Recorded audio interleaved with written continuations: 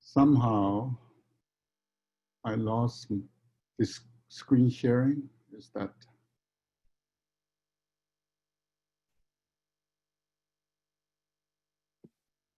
I turned it off for a moment, Okay. Khenpo, but we're going back to it. Okay. Okay, we'll go back right now. Okay. So you saw the terms that you can learn from here. Why? What is this important? And then we have excellent path to omniscience. So these preliminary practice leads to the omniscience or enlightenment or Buddhahood. And then here say, arranged by Trekchö, Jingmin Trunli was there. And here we have this arranged by Trekchö, Jingmin Trunli was there. And then here, the open verses, that the 4 line, this is just, we don't really need to read this. This is just for information. Then we can go to our chanting Om Ahom. And can you scroll up? Yes. Here we are. Okay. Yeah. So this is, in Tibetan, we call Nakshila, the blessing of the speech. So any chanting, the beginning, we bless our tongue or our speech. So I start here. Om Ahom Jewan Ramye Lesion Mezene Umbara Nambe Dorje Zezon Bo Ale Kalen Takora Dendren Muting Chingwa Tawe Yindole Wundro Jarwa Sijin Chubini London Madra Tane Zondorji Chila Modra Tanje Toba.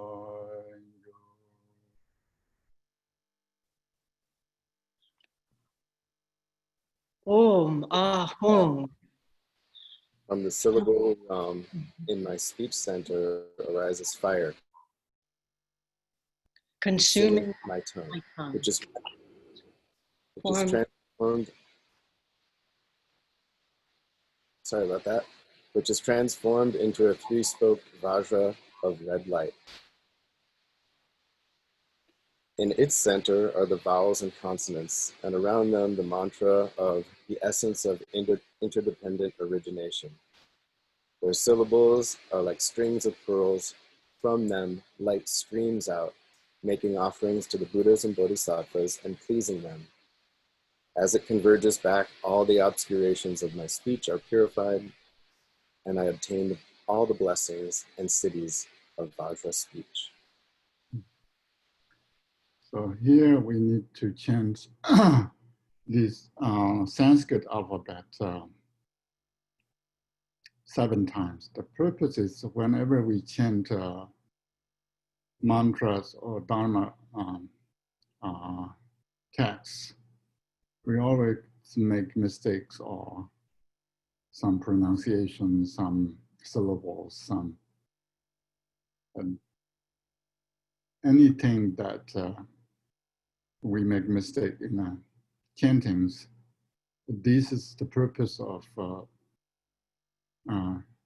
make correction or correcting our mistakes. The purpose is chanting. Okay, we can chant together.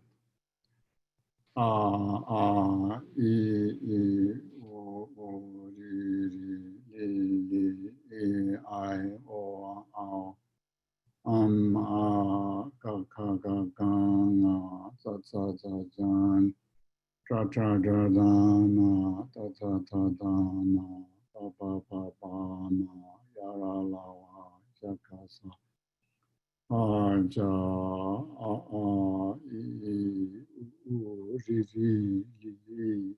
I o ma ga ga ga ga na da na da na da na ba ya ra la wa ja ga za ja i ya o ga ga ga na da na da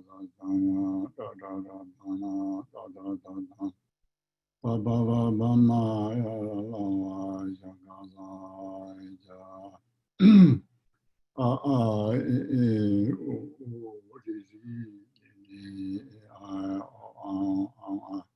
ga ga ga ga na da na da na ba ma la wa ya ga za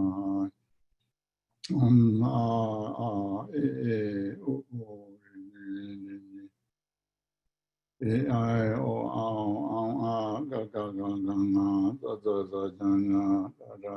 na da na da ba ba ma ya la ya ga na ha ja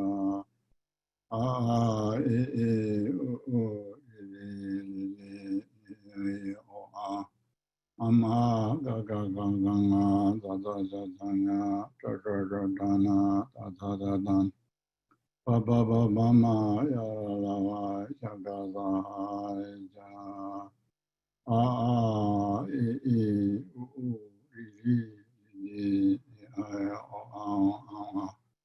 ja ga ga ga na da nya da na na ba ya ra la wa ya ga za ja. So now we can chant the next one. This mantra is interdependent origination. That's you can see sutras and tantras both have this mantra.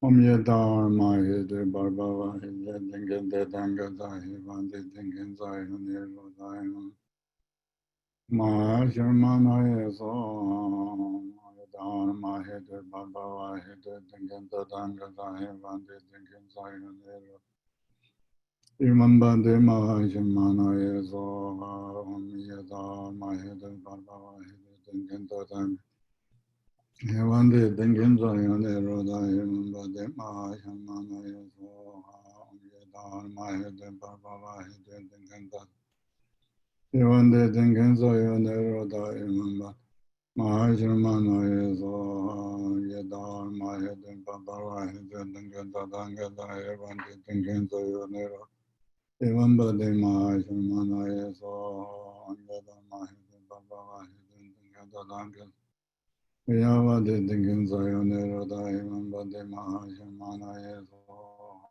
Yedharma Hede Baba Hede Dingen Yava de Dingen Zayonero Daimon Bade Mahashamana Yeso. We have English here, maybe can chant one time. All dharmas originate from a cause. The Tathagata has taught this cause. That which brings the cause to cessation, this too has been taught by the great Shramanaya. Om Sambara Bimanasa Mahanzamba Hom Samara Bimanaka Karamahanza Banza Om Zambara Bimana Sara Mahanzamba Hom Samara Marambimana Karam Mahanzamba Hom Zambara Bimana Sara Mahanzamba Hom Aram Bimana Karamaha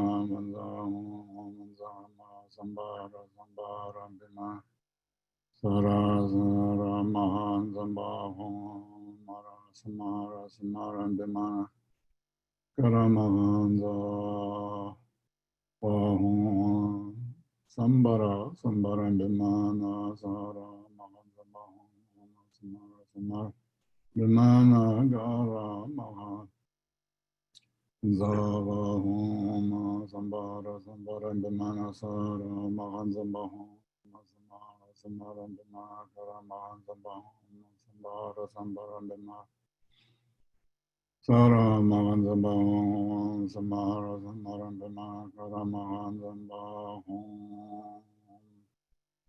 Om Ruzira Mani Barbadani Swaha Om Benzara Benze Mandra Dara Dani Om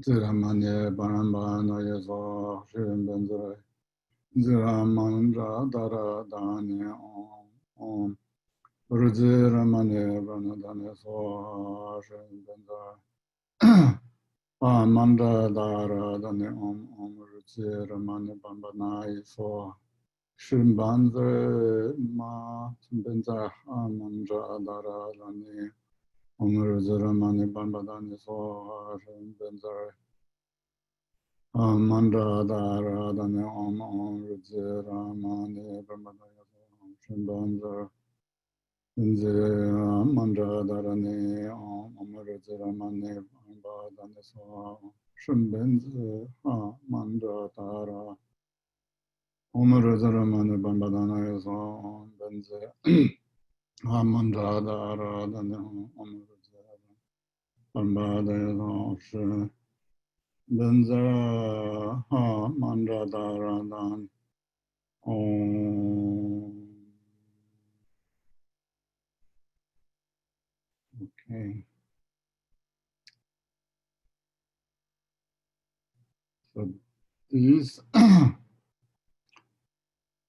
sometimes we call calling Lama from far or the invoking Lama. That's a very important part of our chanting. Lama Injano, Lama Injano, Lama Injano, Ningwe Tebe Kesai Hibane, Yapti Chenjian Lama Yalai Xin. Le Tong Yomo Chapo Serva Ye Jawa Nemba Dala Jobe Jer Jiwo Dejen Kolo Jent Jo Chantang Xi Jin Gun Xin So So. From the blossoming lotus of devotion at the center of my heart, rise up, O compassionate Lama, my only refuge. I am plagued by past actions and turbulent emotions. To protect me in my misfortune, remain as the jewel ornament on the crown of my head, the chakra of great bliss. Arousing all my mindfulness and awareness, I pray. Tangyun dene shinde nye baraka, jiwa tongruba to barai churwala. Karden de la pemba madrona, chini yongdan jwa kalanju. Sisum meta tongge chintandra, drove jeshe kala dadansan. Jiwa chandro kelondra de rizaram bapche shinde.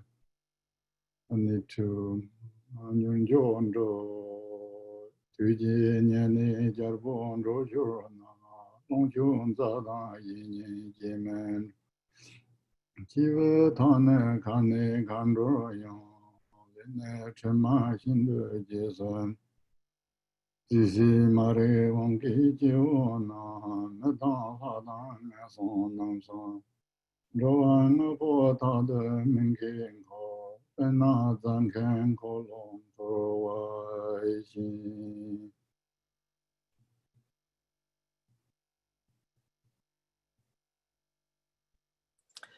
This free and well-favored human form is difficult to obtain. Now that you have the chance to realize the full human potential, if you don't make good use of this opportunity, how could you possibly expect to have such a great chance again? This existence of ours is as transient as autumn clouds. To watch the birth and death of beings is like looking at the movement of a dance. A lifetime is like a flash of lightning in the sky. rushing by like a torrent down a steep mountain. When his time has come, even a king has to die, and neither his friends nor his wealth can follow him. So for us, wherever we stay, wherever we go, karma follows us like a shadow. Because of craving, attachment, and ignorance, men, gods, animals, hungry ghosts, and hell beings foolishly go around like the turning of a potter's wheel. Tari nyarwai da tundro dang, tseren la dang la lo lo dai jen. Sonje ma chang xing dang gu ba de, en kong je le tarwe tarwat. Merger wong bo zang dang yu ji, lin ta ma lo dan la de ba de. Rong yin yurwa nga zang sonje chang, chu zong dan ba ne tang de la jo. 一年谈北神当先觉啊，谈起让啊，从为你讨讲，金门一把没被吃饱呢，一天跑着人的上万人，老奶就来就人个人钱，啷个人把那马当跟前。 因此，每到春节了，马上见，他比头天同有马一那。今年他说这边的每年本周等了，就能谁就是学会我的眼上眼中讲，给的一些求的咱们。 给别一旦门前藏了些身边长的长堂人罢了，咱们没有头把心他在没用就没得来就谈了，求心就把你莫干嘛咱罗那就来就行个人间，啷个人们把那马桶跟前去，一次没到春天了满天。 考得没路人间冷清阳，路灯上来却不接上。他说这辈等到没人见，去把这对接身当他们着。临安头的话单来路引，辛苦了陈阳一球球的来球。 梦算成云见见门看见，到了秋天看到老辈子，有来就来就见个人前，啷个能把马桶跟前去？你是没做成前了满前，就是将心给别诺兰。 都是叫北京团狗就在没给的了，满人连他了。东半阳间他们在这儿的，一起落叶门口南白的。到了究竟干的老辈子，落拿出来就见个人见。 啷个们把那马桶跟前去，你是没到春天了满天。啊，他你当等个来，啷个们把马桶他你当等个来就是为，全口拉所以先往马就来，让头别点着这个的。 nhưng lên ngóng tơ tham chơi chứ son này có thằng nào chơi nhớ đơn để vào đó ta chính chỉ bảo sung về lên để nhau mà chỉ nói sa cho tông bảo cha à đang xa coi chỉ chỉ biết bảo tôi yêu nàng chỉ phải hiện đời bố này cho lại cho riêng cái人钱 làm cái mình bảo mà thằng cũng钱 你是没在春天了满天，给的理解那米接心上，七八人年人就跟你说那一家谁少一人从今过来着，手里要谈讨论把位置，我们交情们通过温度不。 你家钱通过温度不把位置先给我出去人做。Tune Tsawe Mese Jisen Je Kongre Tongpo Daptan Chunja Yongrong Yang Nese Huyon Ren Changre Lange Tabe Langson Chöwar Jendang Lakbar Dorwa Jen Menga Jumi Chebaran Domba Yang Surwe Dumara Navare Kawaye Soji Rabdan Cheki Nebashi Shungren Dongjen Sontam Papangi Sharon Tone Lakbarangi Deji Tishin Puri Tonglai Kombi Shorati Sardu Lulai Jita Ronyan Dansan Tansen Rami Long Nami Nimboro Wadan Jirwajin Ko Tang Gawa Tabdan Taba So Tado Korshin Yubi Nyamse Namrong Jobji Kongli Shungwe Je Xedong Chabu Golong Jewes Lona Chula Jorshin Gurun Chen Langora Membara Madong Junchen Yinze Medo Chenchen Lama Chen Teishin Pongla Yame Gawe Yo Sadong Longchu Menyon Rabe Sekong Londa Ni Yedale Rijin Dongwe Tomyan Namba Son Kongli Yungwe Jene Senan Jiglai Jigsa Zubin Jigpa Ke Korshin Jubin Yamda Londorama Anda Mibi Dungara Jisrewe Sang Temu Paran Chambada Lona Chula Georgian Guru Chen Langura Membara Madon Gunjen Yinze Mizo Chenjen Lama Chen. One more in English.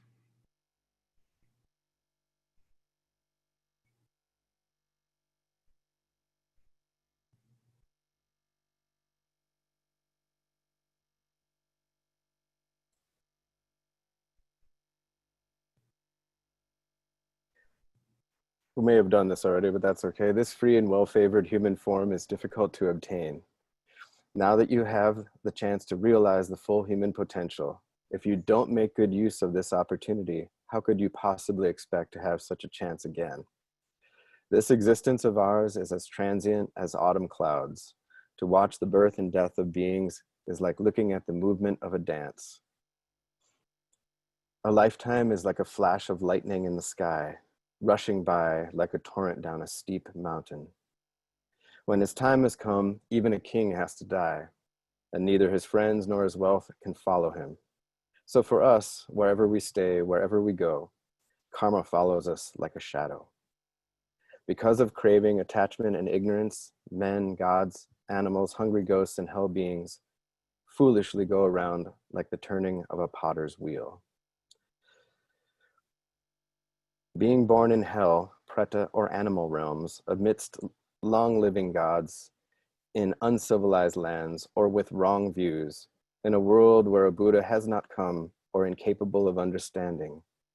Now I am free from these 8 states where there's no chance for dharma practice, born a human being with all my faculties intact, and in a central land, my lifestyle not harmful and wrong, and with faith in Buddha's teaching. All 5 personal advantages are complete. A Buddha has come, he has taught the Dharma, it has survived. I have embraced it, and a true spiritual friend has accepted me. I have the 5 advantages due to circumstances. Although in a position where I have every one of them, once this life so fraught with uncertainty is relinquished, I will go on to yet another realm of existence. O Guru Rinpoche, turn my mind toward the practice, care for me. Omniscient masters Longchenpa, Jigme Lingpa, keep me from straying onto the wrong paths. Compassionate Lama, you who are one with them, care for me. If I do not seize the opportunity this present freedom offers, I will not find such a basis for attaining liberation later on. Once the merit that provided this happy existence is spent, after death I will wander as a being in the lower realms. Not knowing good from bad, I will never hear the sound of Dharma, nor meet a spiritual friend, a terrible disaster. Only to think of the numbers and kinds of sentient beings is to realize just how slim is the chance of gaining a human body. And even among human beings, to see how their behavior is so harmful and contrary to dharma is to realize that those who really act according to dharma are as rare as stars in broad daylight. O Guru Rinpoche, turn my mind toward the practice, care for me. Omniscient masters Longchenpa and Jigme Lingpa, keep me from straying onto the wrong paths. Compassionate Lama, you who are one with them, care for me. Even though I have reached this jewel island, the human body, a fickle and impetuous mind and such a promising basis makes it no good as a foundation for attaining liberation, especially when misled by corrupting influences or with the 5 poisons raging inside. When negative karma overtakes me, or I'm distracted by laziness, like a slave under someone else's control, turning to dharma simply out of insecurity or fear, or merely pretending to practice, or chronically senseless and stupid, these are the 8 incidental circumstances that make dharma impossible. When they come upon me, menacing my dharma practice, O Guru Rinpoche, turn my mind toward the practice, care for me. Omniscient masters Longchenpa, Jigme Lingpa, keep me from straying onto the wrong paths. Compassionate Lama, you who are one with them, care for me. With little renunciation and without the jewel of devotion, caught in the bonds of worldly ties and cravings or with crude degenerate behavior, never holding back from negative harmful actions and without the slightest real interest, with vows all broken and samaya torn to shreds, these are the 8 impossible states where mind cuts off from the dharma. When they come upon me, menacing my dharma practice, O Guru Rinpoche, turn my mind toward the practice, care for me. Omniscient masters Longchenpa and Jigme Lingpa, keep me from straying onto the wrong paths. Compassionate Lama, you who are one with them, care for me. At this moment, I am not ravaged by sickness and pain, nor am I a slave or such under another's control. So now that I have this perfect auspicious quality of total independence, if I waste the freedom of this human life through my own indolence, no need to worry about companions, possessions, relatives, and loved ones. When this body I hold so dear is carried out alone from its bed to some desolate spot, to be torn to pieces by foxes, vultures, and dogs, then in the Bardo realm, there will be nothing but terror in store. O Guru Rinpoche, turn my mind toward the practice, care for me. Omniscient masters Longchenpa and Jigme Lingpa, keep me from straying onto the wrong paths. Compassionate Lama, you who are one with them, care for me. The results of beneficial and harmful actions will follow me. If I am born in the hell realms, on a floor of burning iron, head and body are hacked with weapons, ripped apart with saws, and crushed with red-hot hammers. Trapped in a doorless iron cell, screaming out loud, impaled on red-hot spikes or boiled in molten bronze, and burned in a fire of the intensest heat in the 8 hot hells.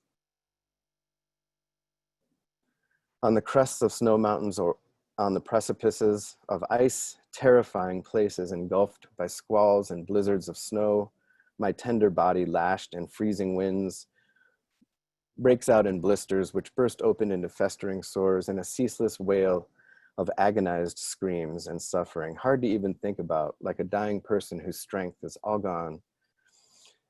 I let out deep gasps and groans, my teeth clenched, my skin cracks open, and the raw flesh exposed splits deeper and yet again in the 8 cold hells. My feet are cut to ribbons in the plain of razor blades.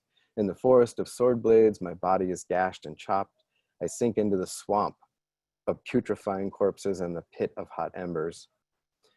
All in the neighboring hells that ring the hell of ultimate torment, and then the changing, uncertain hells. Born in a door, a pillar, a fireplace, a rope, and the like, always made use of and exploited in these ephemeral hells. When the cause of being born in any of the 18 hells, intense hatred and aggression arises. O Guru Rinpoche, turn my mind toward the practice, care for me. Omniscient masters Longchenpa and Jigme Lingpa, please keep me from straying onto the wrong paths. Compassionate Lama, you who are one with them, care for me. Likewise, in a grim and destitute realm where the words food, drink, or comfort have never been heard, the pretas find nothing to eat or drink for months and years on end. Their bodies are emaciated and they lack even the strength to stand. They suffer from 3 different kinds of obscurations, and the reason for being born as one is greed.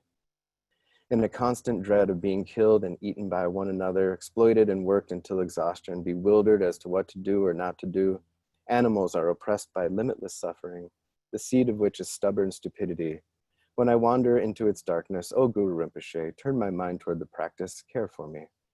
Compassionate, omniscient masters Longchen and Jigme Limpa, keep me from straying onto the wrong paths. Compassionate Lama, you who are one with them, care for me.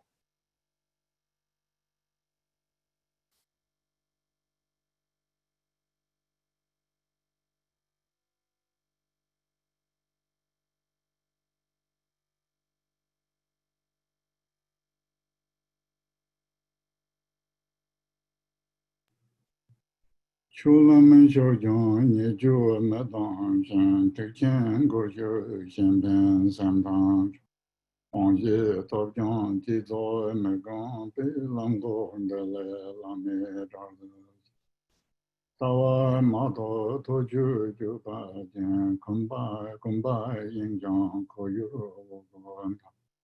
Juba, Norjong, Ronchong, Mezen, Chudin, Dele, Lame, Nambaran Jiang, Niru, Nola, Zinatu, Yinjong, Joshi, Tuba, Chongyong, Yodan, Janda, Lamarik, Dele, Lame, Dardas, Jingaran, Joryon, Dunzi, Nikorosan, Baratanjang, Ranju, Shindar, Turvara Maya, Chowdang, Maji, Chuji, Indele, Lame, Dardas.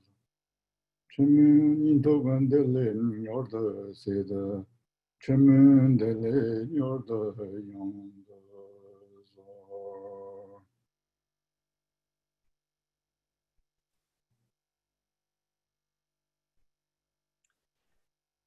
Though I have entered the path of the Dharma, I haven't put a stop to my erring ways. Though I have entered the door of the Mahayana, I am devoid of any beneficial thought for others. Though I have received the 4 empowerments, I do not practice the development and completion phases of meditation. O Lama, free me from straying from the path. Though I have not realized the view, I act as if a master of crazy wisdom. Though I am distracted in my meditation, I let myself get stuck in mental gossip and concepts. Though it's my own actions that are at fault, it's someone else I blame. O Lama, free me from becoming so arrogant and opinionated, so stubborn and insensitive. Though I may die tomorrow, I am full of craving for home, clothes, and possessions. Though I'm quite old, I'm not mature enough to have the slightest renunciation for samsara. Though I have truly heard only a little Dharma teaching, I pride myself on all my knowledge. O Lama, free me from such ignorance. Though I may be rushing into danger, I go Dharma socializing in crowds in public places, thinking I'm on a pilgrimage. Though going on solitary retreats, my basic character remains as tough as a block of wood. Though appearing calm and speaking softly, I haven't got rid of the attachment and aversion boiling inside. O Lama, free me from these 8 worldly concerns. Quickly rouse me from this deep sleep of ignorance. Quickly set me free from this dismal self-imprisonment.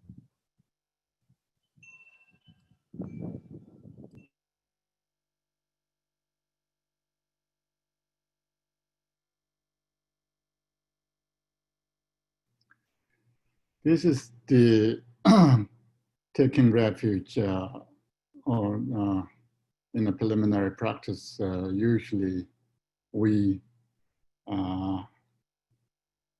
recite and count,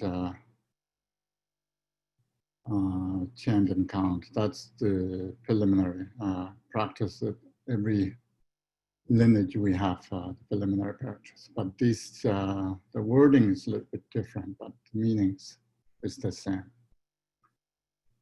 Kunjo sumwen deje zaba zon, zalong tegle rang yin xiang jia sen, Mo Rangi Tuji Jinkorla Shangchö Yingbo Parda Japsanji.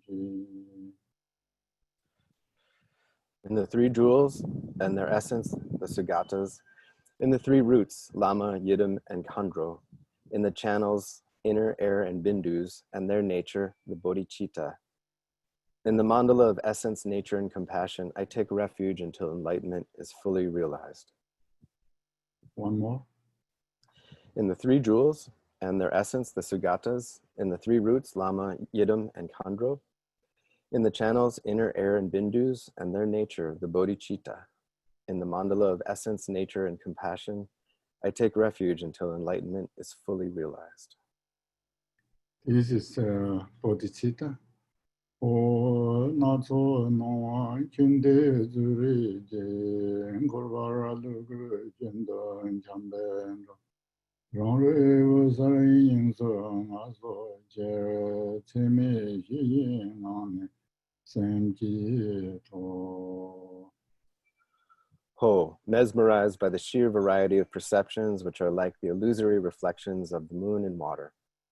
Beings wander endlessly astray in samsara's vicious cycle. In order that they may find comfort and ease in the luminosity and all-pervading space of the true nature of their minds, I generate the immeasurable love, compassion, joy, and equanimity of the awakened mind, the heart of bodhicitta. Ho, mesmerized by the sheer variety of perceptions, which are like the illusory reflections of the moon and water. Beings wander endlessly astray in samsara's vicious cycle, in order that they may find comfort and ease in the luminosity and all-pervading space of the true nature of their minds. I generate the immeasurable love, compassion, joy, and equanimity of the awakened mind, the heart of bodhicitta. And this is Vajrasattva practice or purification. Dangyi Tamare Jewar Bekaranda We Danji Only Lama Dorje San Karsara Langchu Zobe Dorje Chinzi Nima Che Chula Jamsora Deba Yusem Chapo Antolo Sha Chinchi Sola Pabjan Chuto Bundawa Yibi Unjing Tamara Ngaji Go Deba Ngaji Yugur We Yam Yum Beru Jun Sanji Tuzi Shangju Sanji Chin Kavuru Dordan Zabai Tadang Kamson Samjinji Ledong Yomo Dangaraji Nedong Dikte Nyedong Je Malu Shangwaran Zedu. Here you can visualize Vajrasattva top of your head and recite this. Ah, I am in my ordinary form. Above my head on a white lotus, in the center of a moon disk seat is Hum, which becomes the Lama Vajrasattva. Brilliant white with complete Sambhogakaya adornments, holding Vajra and bell and embracing the consort Vajragarva. I take refuge in you and pray, purify all our negative actions. With the deepest regret, I acknowledge them all and ask for your forgiveness. From now on, even if my life is at stake, I shall refrain from indulging in them again. In your heart, upon a full moon, is the letter Hum encircled by the mantra. Reciting the mantra invokes your wisdom mind, and from the point of union of the blissful play of Yabyum, a cloud of bodhicitta nectar flows down like a shining stream of milk.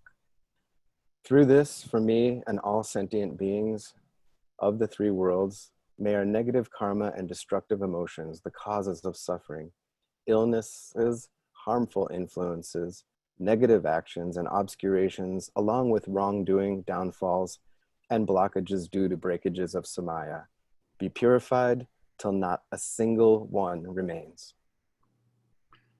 Om Banzarasato Samaya Mane Palaya Banzarasato Dinoba Ditandro Me Bava Suto Kayo Me Subo kayo me baba, anarado me baba, sarva sada me bayan, sarva karma sada me, tsadan shiryan kuru hum, ha ha ha ha. Bhangavana sarva dadanga da, bandra me manza manza bahama, samaya sado, bandra sado samaya, manabala. Mandra Soto de nobody dungeon drum me baba, Soto Gayan me baba, Soto Gayan me baba, Mandra me baba, Sarva Siddha me Blayanda, Sarva Karma Sat, Nisadan Shirayan Guru Hong Mangav, Sarva Tatanga Dam Bandra Mana Manzam Benzebana, Samaya Zado, Bandra Soto.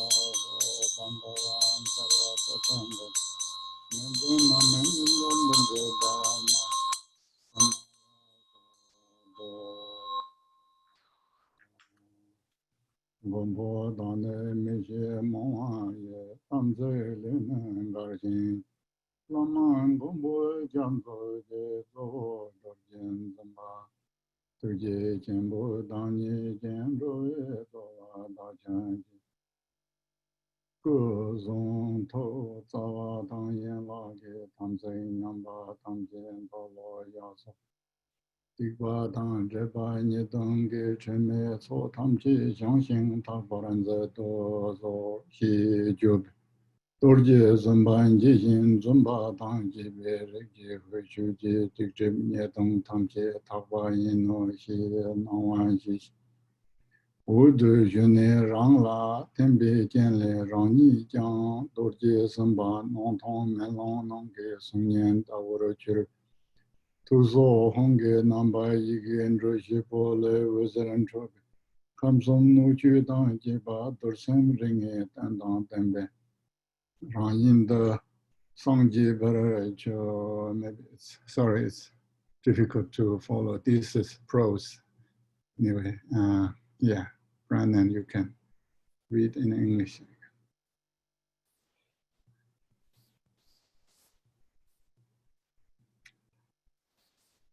O protector, in my ignorance and delusion, I have gone against and corrupted my samaya.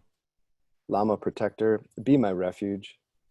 Chief of all the mandalas, Vajra holder, embodiment of great compassion, chief of all living beings, in you I take refuge. I confess all my impairments of the root and branch samayas of the body, speech, and mind. I implore you, let my negative actions, obscurations, wrongdoing, and downfalls, all my flaws be completely cleansed and purified. At these words of mine, Vajrasattva is pleased and smiling, says, son, daughter of an enlightened family, your negative actions, obscurations, wrongdoing, and downfalls are all purified. Granting his forgiveness, he melts into light and dissolves into me. Through this, I too become Vajrasattva, appearing yet empty, like a reflection in a mirror. At my heart is Hum, around which the four brilliantly radiant syllables, Om Vajrasattva, emanate rays of light, whereby the three worlds, the whole universe of the environment and beings within it, attain enlightenment altogether as the Buddha fields and Buddhas of the five families of Vajrasattva. Om Vajrasattva. Om Bandra Sadong, Om Bandra Sadong, Om Bandra Sadong, Om Bandra Sadong, Om Bandra Sadong, Om Bandra Sadong, Om Bandra Sadong,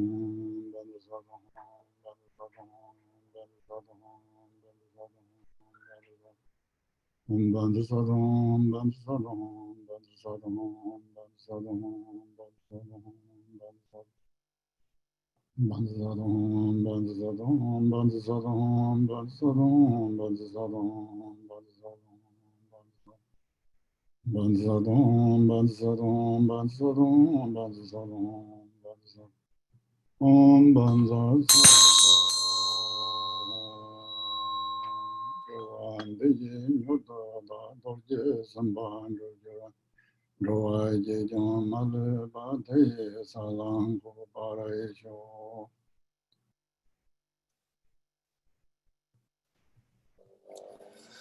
Through the positivity and merit of this, may I swiftly attain the realization of Vajrasattva, and thereby every single sentient being reach his state of perfection too. Now it's mandala. If you have mandala, you can offer, but we can make mudras. Om Ahong Tonsum Jigden Shiva Traji Shen Renchen Nadra Lami Juve Talu Longju Jiva Yomber Chö Ying Golo Juve Zitoj Omi Dejen Tubo Gobe Chen Yeba Ngaden Ringan Sunde Duyun Chubi Tripon Zamjeba Prove Longer Jingla Jubaresh Mansi Namda Shunu Vambi Go Tuji Manga Chuni Ruwej Rodan Tilen Zamba Namda Shin Purvi Chuku Shinda Jubai Sho.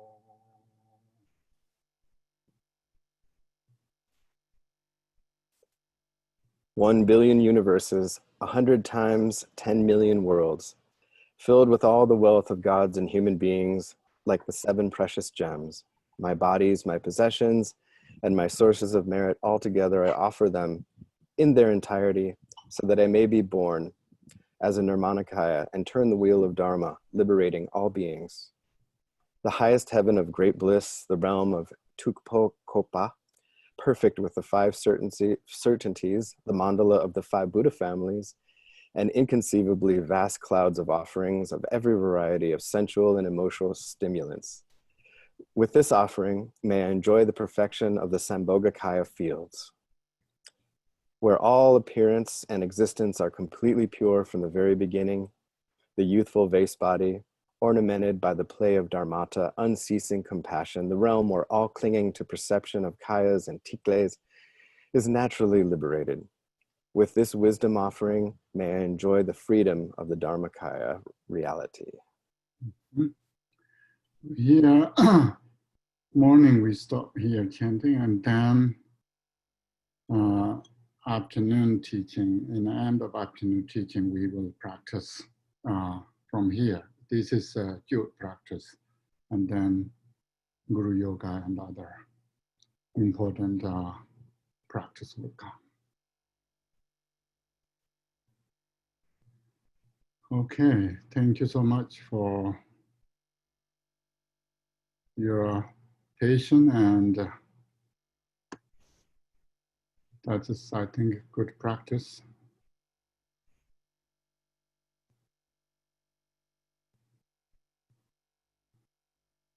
Now it's everyone's. I think others, we don't see others here. It's only us. Okay.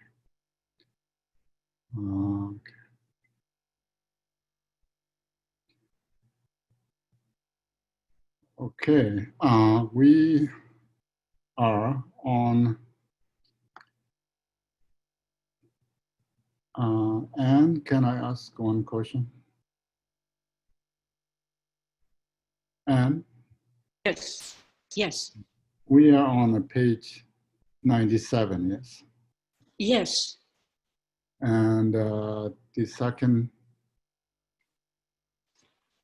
start with the unique nature of phenomena. Is that where we stopped last year? Yes, it Okay. is. Yes. Okay, great. Second paragraph. Yes. Okay. I think before that, maybe we have new people, or people forget what this text is. This text is written by Longchen Rabjam in the 14th century. And this is the most profound Dzogchen teaching that written in a verse, and people can chant to practice, or there is also a commentary, a larger volume that's also translated in English. If you have time, you can read that too. This text has 13 chapters, and until chapter 1 to 9 is talk about view.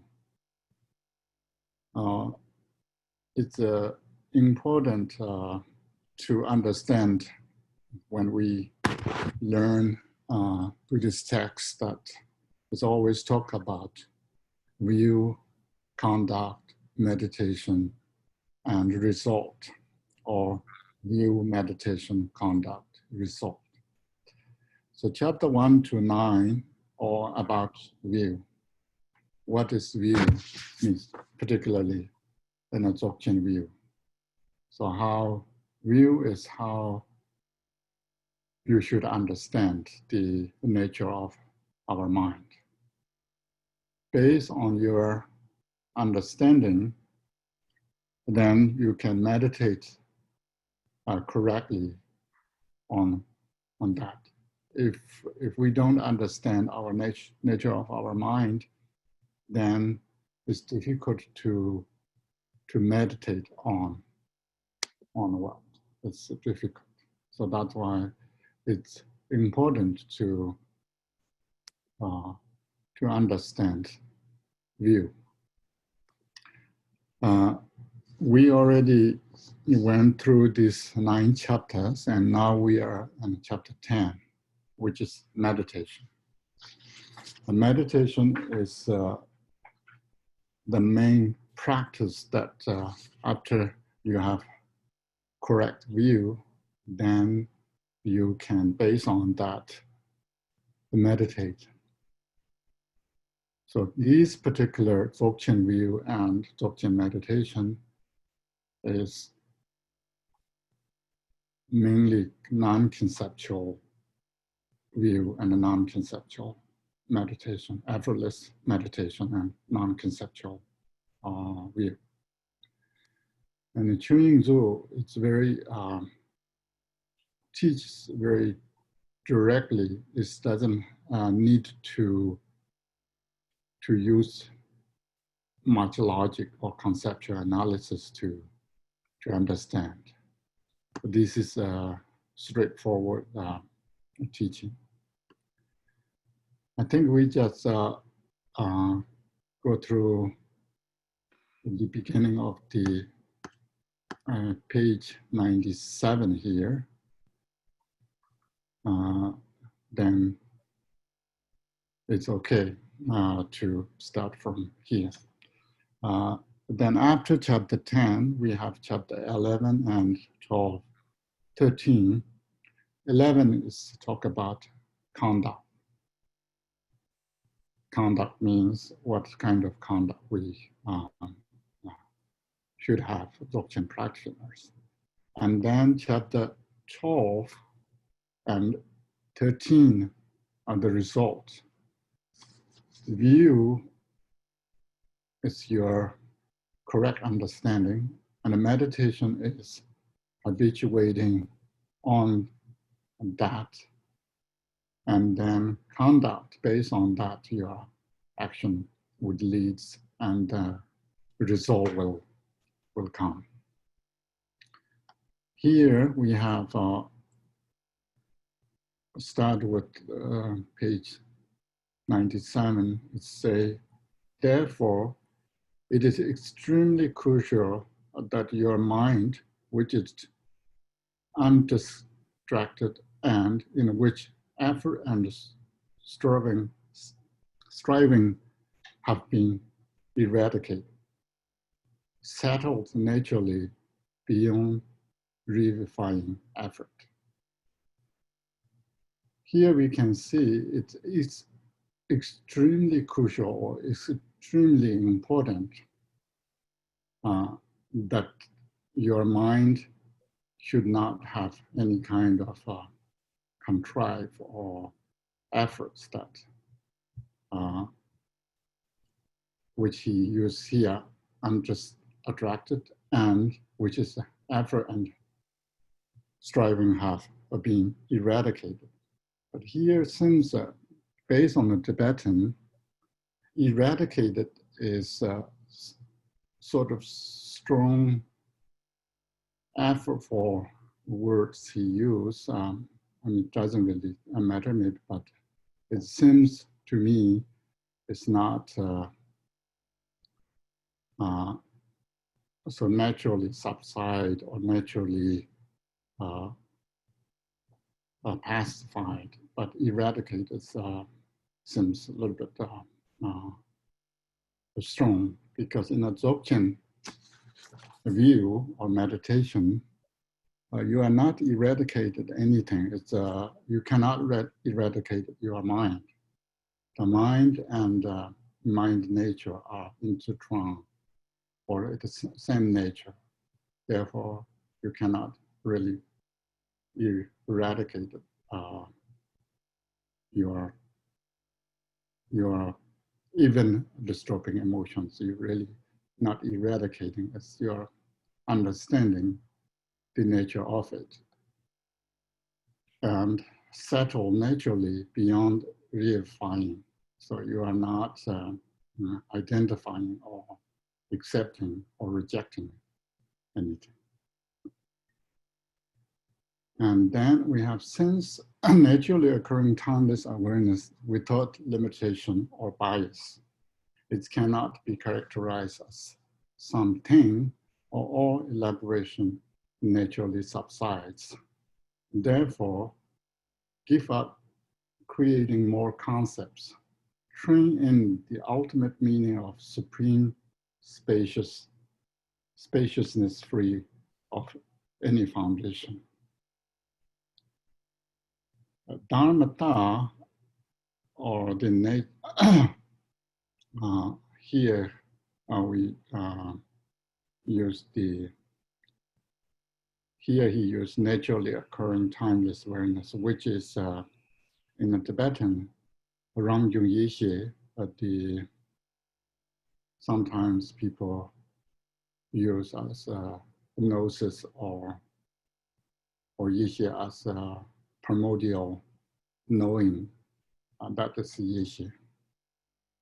That is naturally occurring. Here he used timeless awareness, but mainly primordial knowing, Yeshi.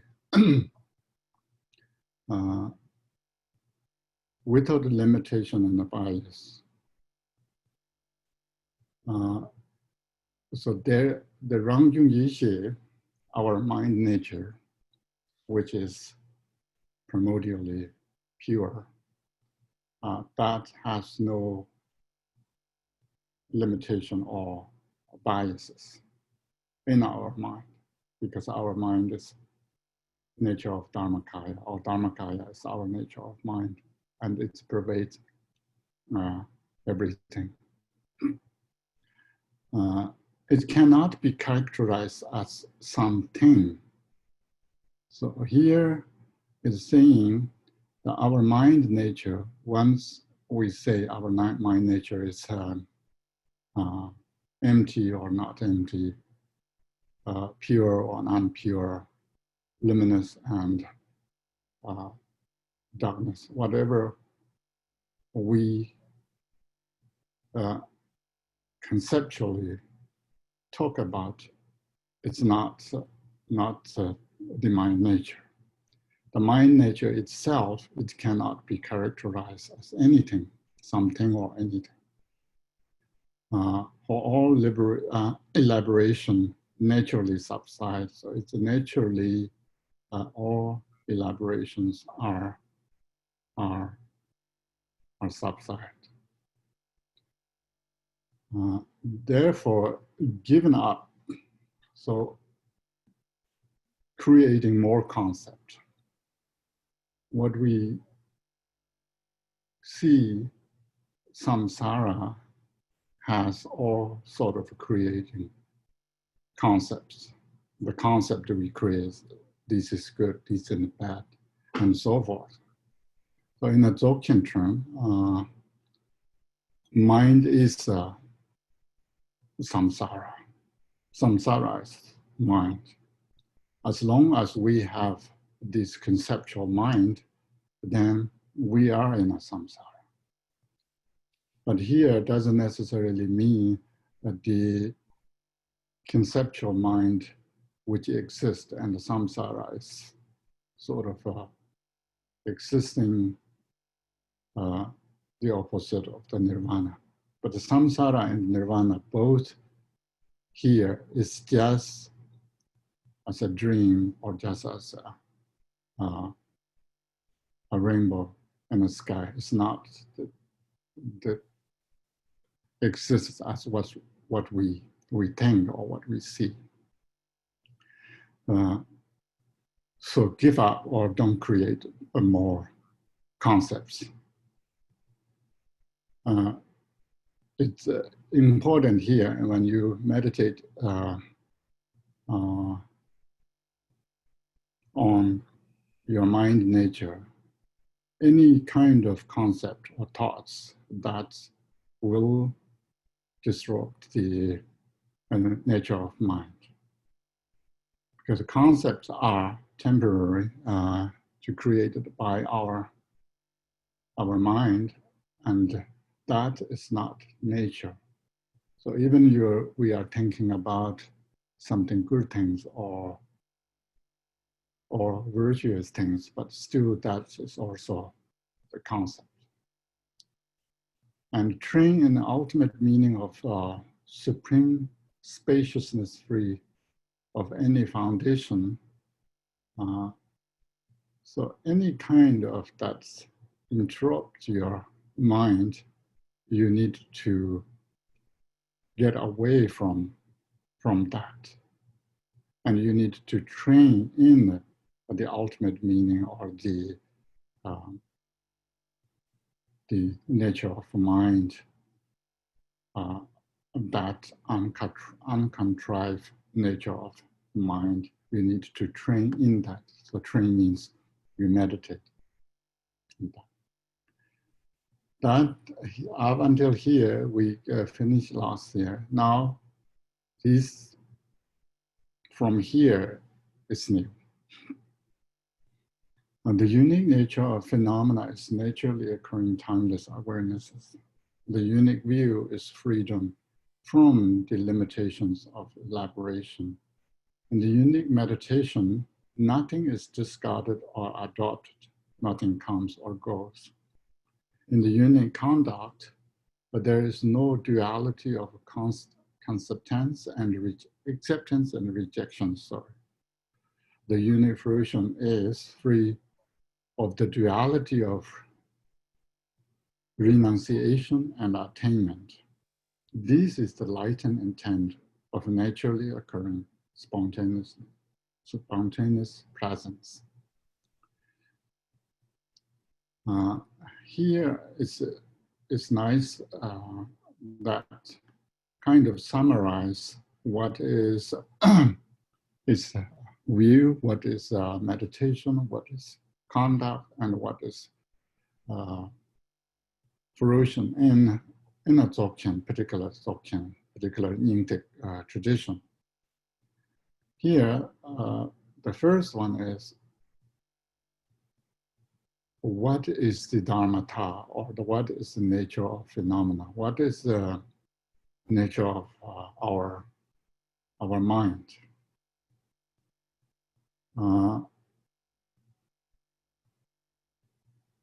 Here, he used a unique, but Tibetan, we have nyakjik. Nyakjik is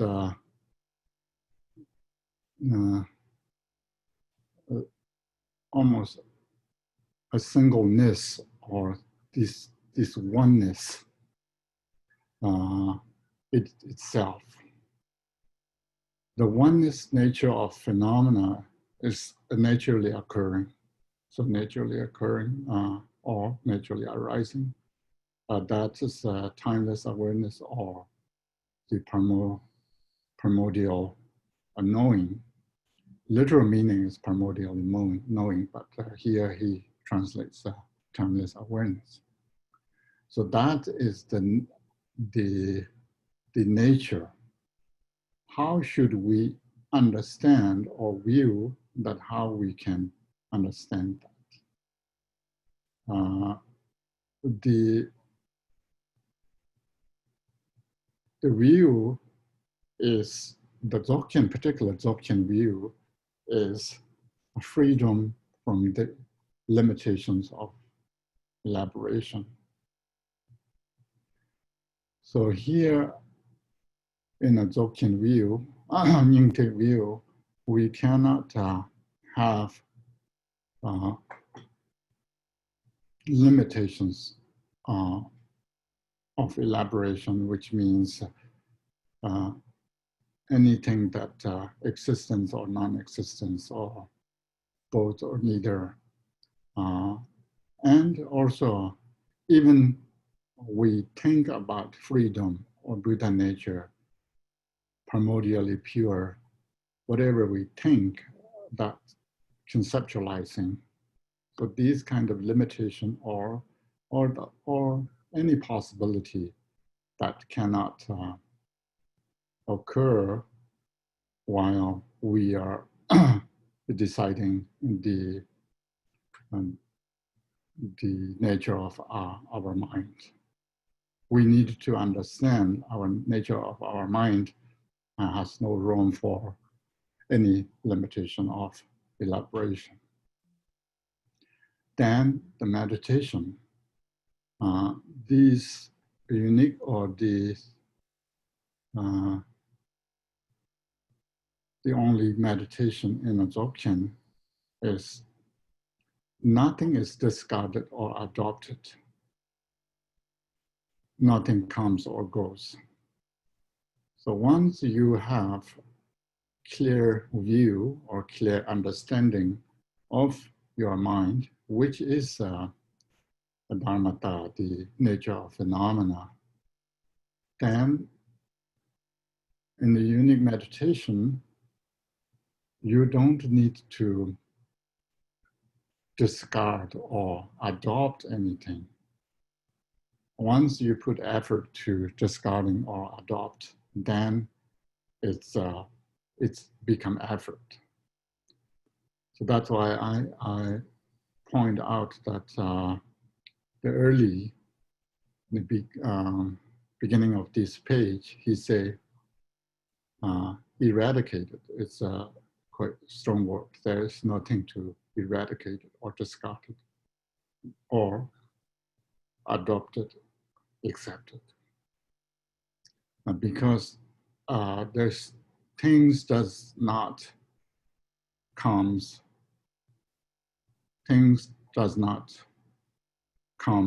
or go, or nothing comes or goes, means the coming and going are sort of obvious. Everyone knows that these in our samsara realm. Nagarjuna also negate first coming and going, because coming is something comes after. We all know that if you do some field works and then the crops may come after. We know seasons, summer come after winter. That's kind of coming and going. That's obvious to point out here that coming and going are not room. There is no room for coming and going in our meditation. So in short, it's saying that in our Dzogchen meditation, if there is any slightest movement, it's occur, mental movement, then it's not, you are not in a nature of mind. You are something, doing something else. Then if we have conduct, so it's built based on the ultimate reality, the nature of phenomena. We build our view, or we have correct view on that. Based on that, we can meditate on the correct view. And due to that power, then we have these unique or these kind of only conducts that account in a Dzogchen. The conduct, there is no duality of concept and acceptance and rejections. So similar in a meditation, we have, there's nothing is discarded or adopted. But similarly, in a conduct,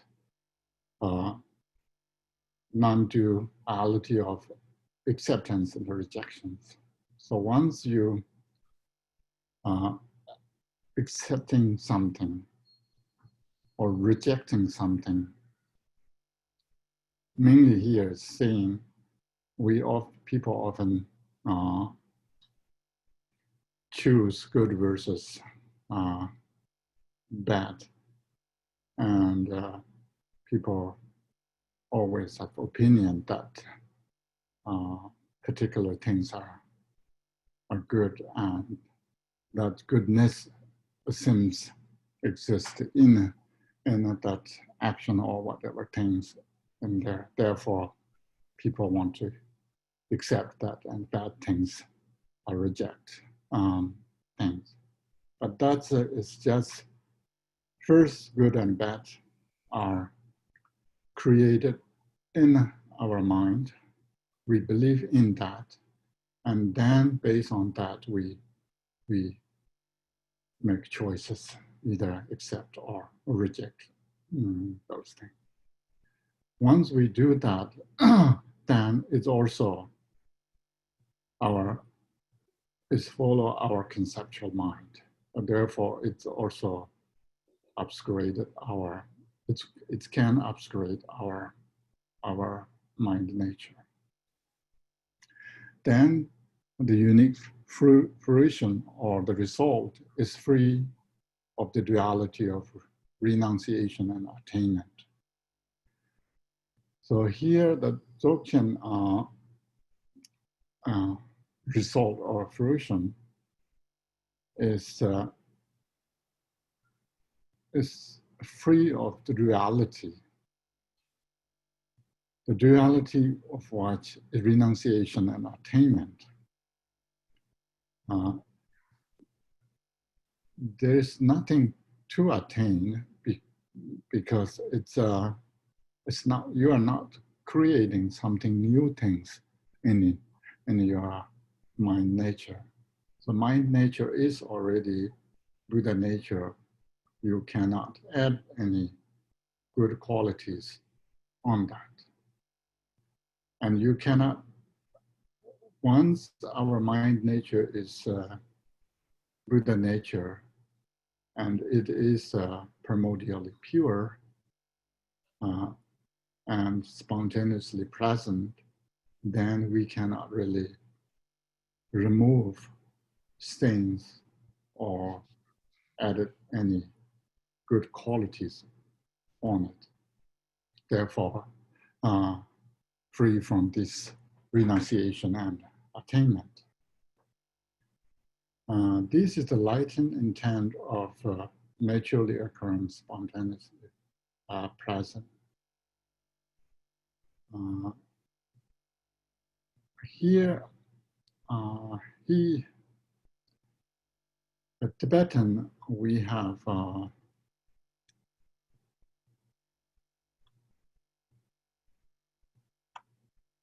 Gongba, which most of the people translate this enlightened intent. Maybe it's okay here, but usually it just means realization. So that this realization of naturally occurring spontaneously present. This is the realization. And then the true nature of all phenomena in their entirety, the universe of appearances and possibilities, whether of samsara or nirvana, is the primordial state. Since it does not stray from naturally occurring timeless awareness itself, understand it to be enlightened intent with everything at rest in the ground of being.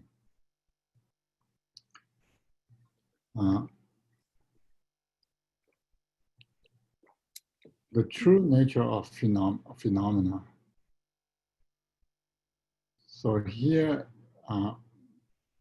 the ultimate reality. And then in their entirety means the universe of appearances and possibilities. He translates this to use as a universe, but it's in Tibetan we don't really have universe in here, but appearances and possibilities means everything, whether samsara or nirvana. This samsara and the nirvana includes everything, and the same as appearances and possibilities would include everything. There's nothing beyond appearances and possibilities, and also there's nothing beyond samsara and nirvana. So all this is the primordial state. So this is important in the Dzogchen view or practice when we think about or meditate or pondering, learning, pondering, meditating, whatever we do, everything, samsara and the nirvana, is the primordial state. What does that mean? Primordial state means primordially pure, and which is the ultimate reality. And we also can call good nature, or whatever we call this is important, that anything that there's nothing that not include in a primordial state. We need to understand that way. That's understanding the will. And then we, based on that, we can meditate. Yeah.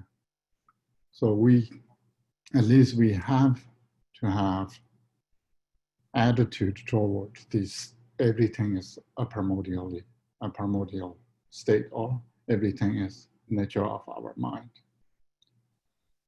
Without that, then it's, when you meditate on nature of your mind, then you are fabricating something.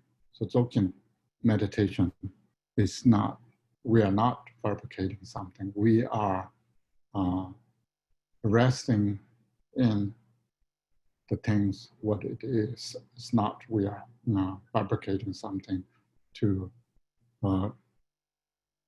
change bad into good, or transforming something samsara and nirvana. We are not really doing anything. It's just resting in the nature of our mind. Since it does not stray from naturally occurring timeless awareness, so since these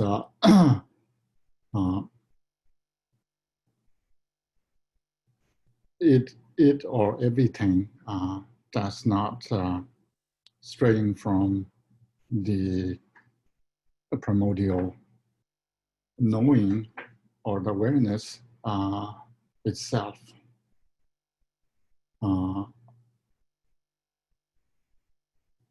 understand it to be enlightened intent. So here maybe understand it to be a realization, I think is a bit better. With everything at rest in the ground of being.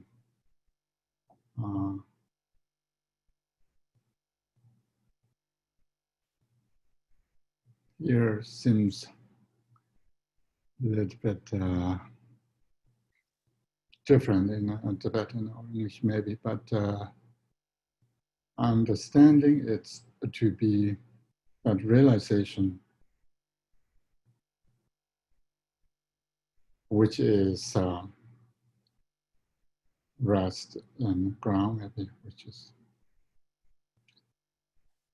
And then we have concerning phenomena that manifest as myriad sense objects without thinking in any way. This is how to rest. Rest spontaneously in a naturally settling state, free of deliberation and resolution of thought.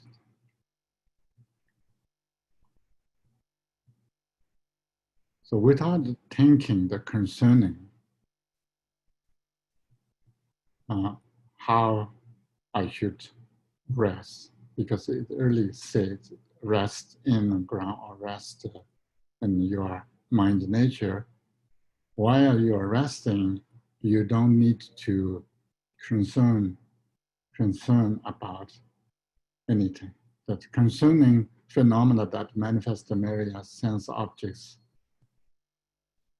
without thinking anyway. So without thinking all this kind of things, and this is how to rest.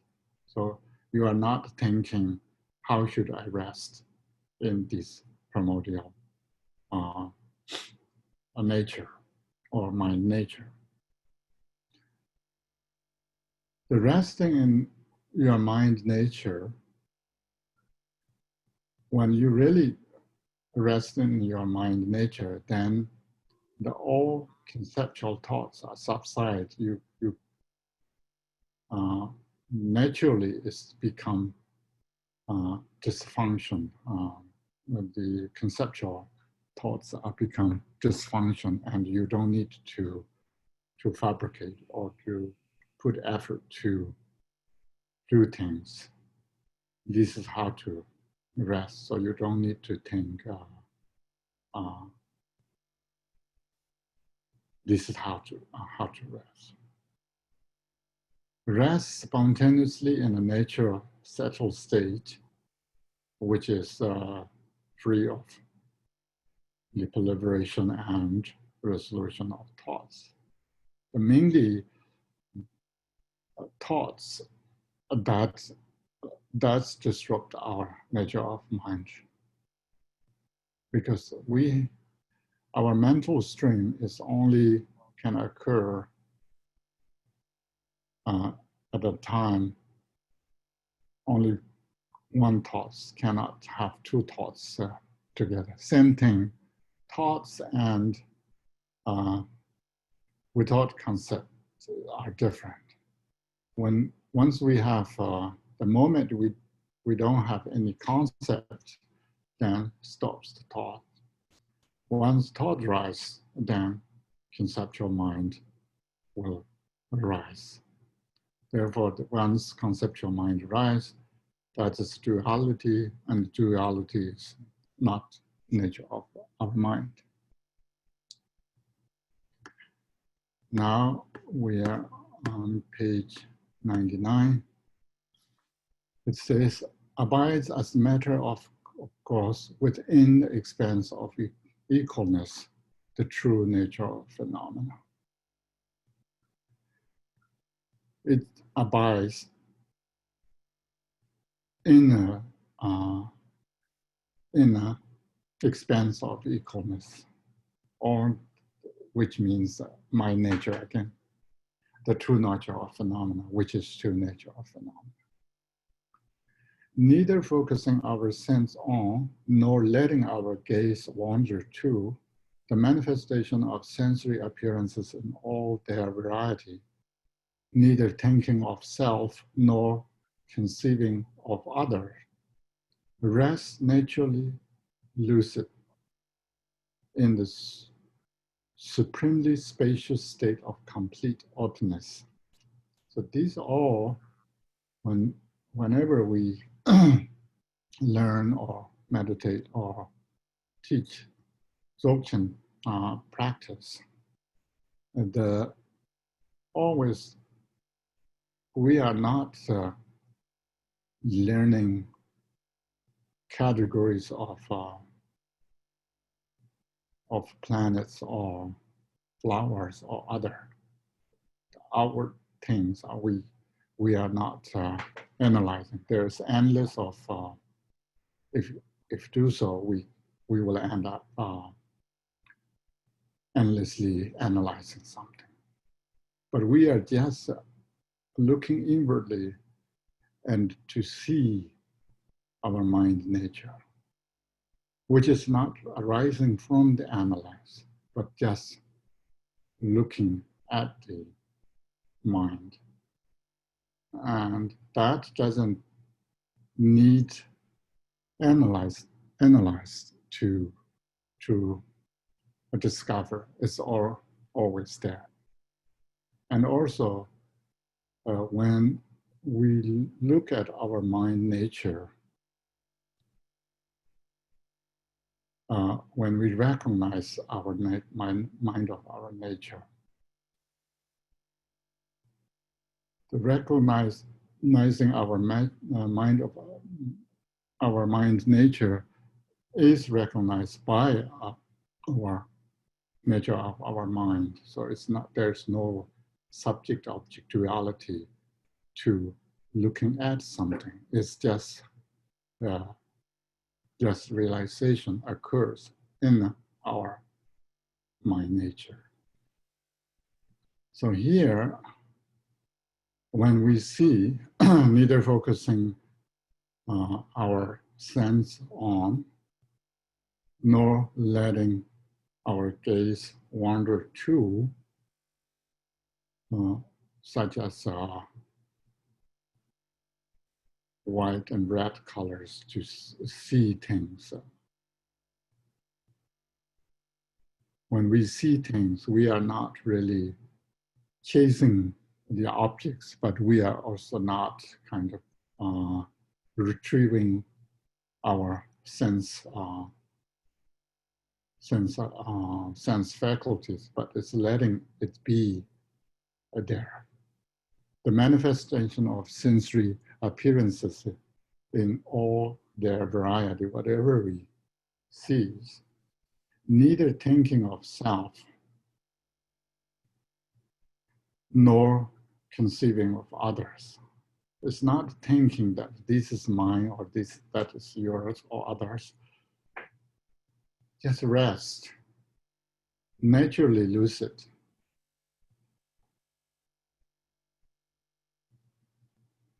Naturally lucid means our mind's nature is always naturally lucid, because sometimes we call lucid or luminous, because mind nature itself has this knowingness or understanding potential or capability that we call lucid or light, not just the outer kind of light, brightness of light. It's more mental faculty that has own nature, has luminous quality. And the supremely spacious state of complete openness, so that the mind is openness because there is no obscuration or impediments to block our mind nature. Once we are in this realm of supremely spacious state of complete openness, then everything's subside, and there's nothing to disrupt our mind nature. That's openness and freeness in there. Given the enlightened intent of a naturally occurring timeless awareness, in which everything is equal, expansive, and elevated mind, free of the proliferation and resolution of thoughts. The experience of blending with space without any division into outer and inner or in between arises as meditative absorption that is blissful, clear, and free of elaboration. So here we call this, given the enlightenment of the naturally occurring timeless awareness, that what our mind nature, in which everything is equal. Once you realize our nature of our mind, then everything's become equal, because there is no samsaric thoughts or nirvana thoughts or good or bad thoughts. The thoughts, all thoughts are subside, all conceptuals are collapse. Therefore, there's no unequalness things in our nature of our mind, which is the expanse and elevated mind free from proliferation and resolution of thoughts. So here, even the resolution of thoughts are unnecessary, because there's no unequal things to resolve. And in here, this stage, the experience of blending with space. So now your experience, it become like space. Space is just a metaphor, but it's saying the openness and the unimpeded nature of your mind is become free.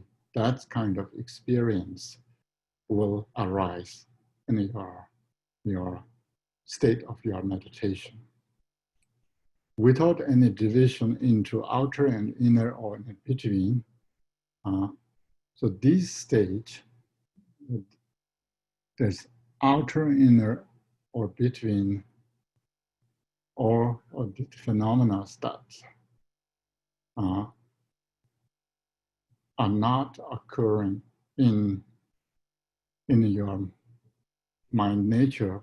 Therefore, outer, inner, and between are not there. And here, what this experience of blending with space, that kind of experience occur, then what kind of meditation, meditative absorption arise as meditation absorption that is blissful, clear, and free of elaboration. So this is important when we meditate absorption.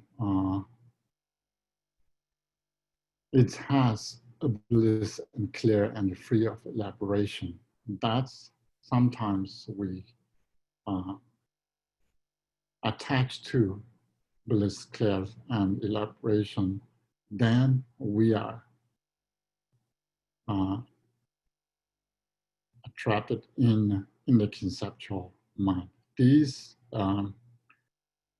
bliss, clear, and free of elaboration should be free from conceptual, beyond our conceptual mind. Given the enlightened intent of the true nature of phenomena, which never stray from a state of rest, of the ground of being, there's no division into outer and inner. For that nature is free of the elaboration of dualistic perception. There is no ordinary mind fixating on something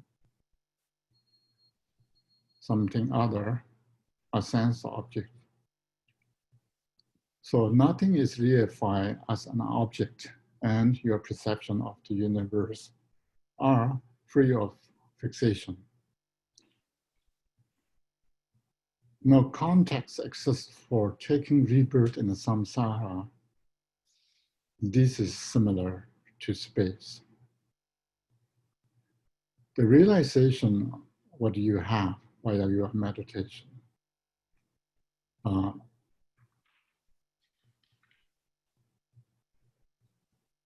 is the nature of phenomena, which is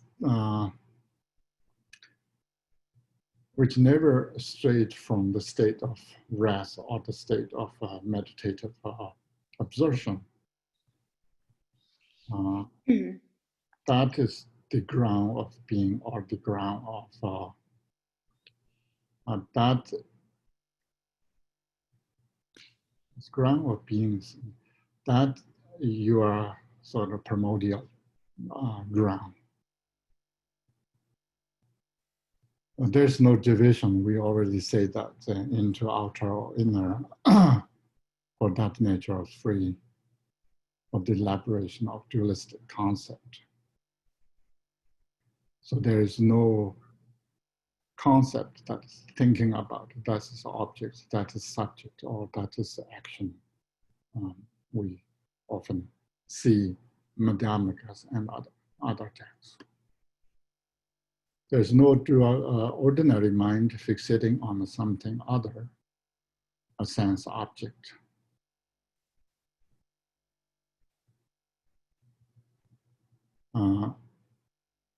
This ordinary mind, or the mind, anything that, if we say ordinary, doesn't matter, the mind that fixates on something, anything that conceptual mind or mentally think about and sense object, then it is not a nature phenomena.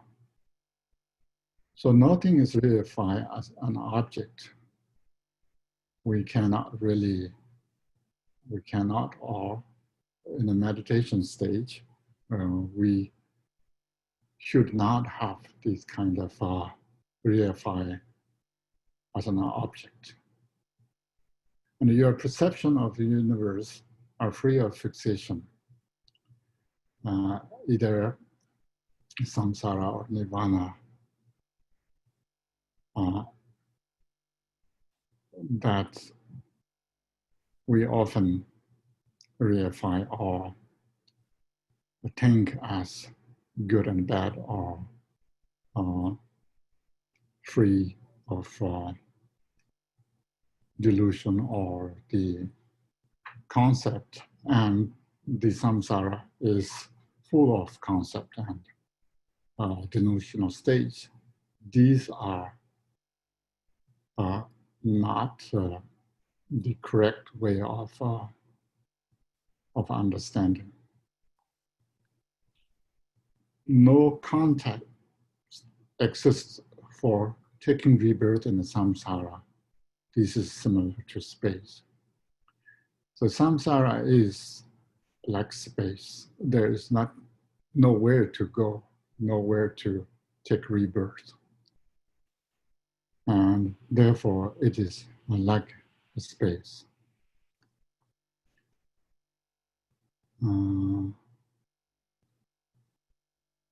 Okay, then we have, there's no inner concepts of mind as self, so nothing is reified as a subject, and all are consuming thought patterns of the conditioned existence are stilled.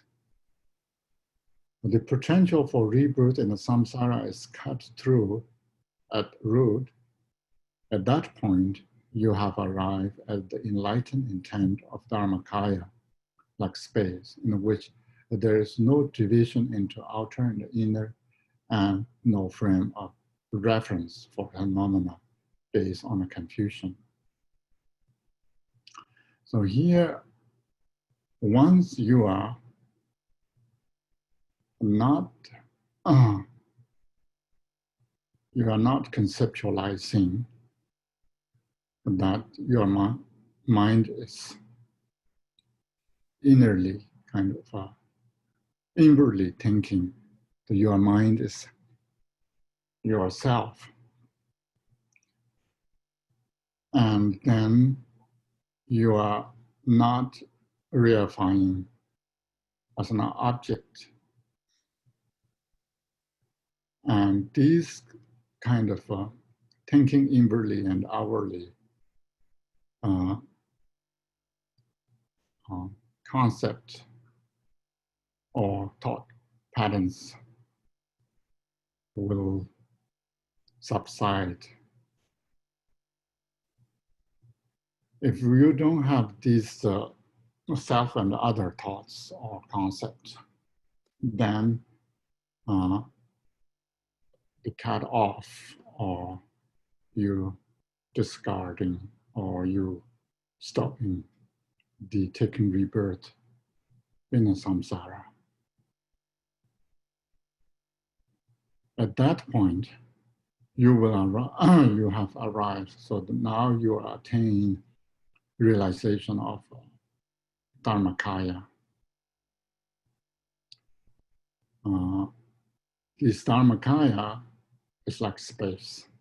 So that now your nature of your mind is like space in which there's no division into outer, inner, and no frame of reference for phenomena based on confusion. So these are the importance of how we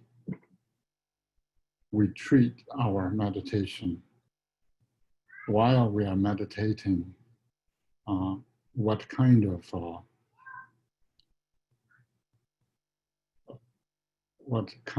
of experience that we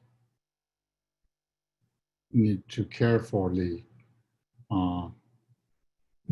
treat them. Either we cannot discard or accept or reject or accept, but it's while recognizing through how to let it be, how to let it settle.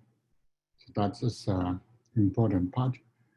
Maybe morning section, we stopped here. We continuously go through this afternoon on page 101. And then if you have questions, direct questions, I can try answer on our Zoom, and then I don't know, maybe Anne has other methods. So there's chat has 11 message, and then there's Q&A has 3. I don't know how to how to keep those. Khenpo, we are monitoring the questions, Okay. and perhaps when the session starts this afternoon at 2 p.m., Yes. you would address the question that's come in. We'll present it then. All right. So if you wish, we can end the session with a short dedication. Yes. Sunam. Most people maybe know Yes. how to chant Sunam. Yes. Oh, yes. Okay. Sunam is okay? You should, yeah, please chant it for me. Thank you.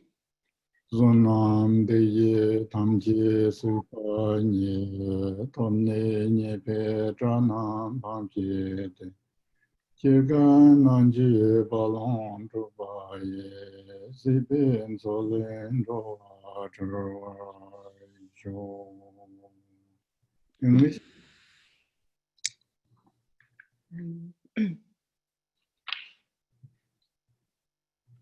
I can't find it. I can't find it. Take time. All right. Take your time.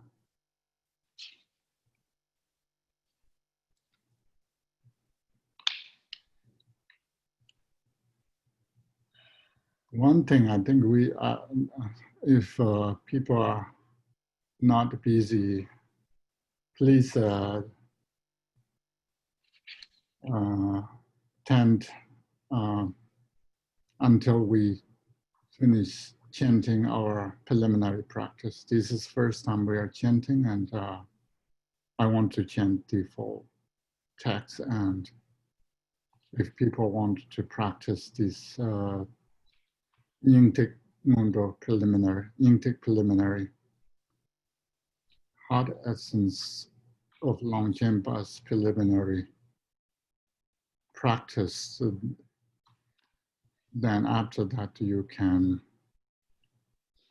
practice yourself. So it's important we can chant together this afternoon. Okay? Okay, I found it. Okay.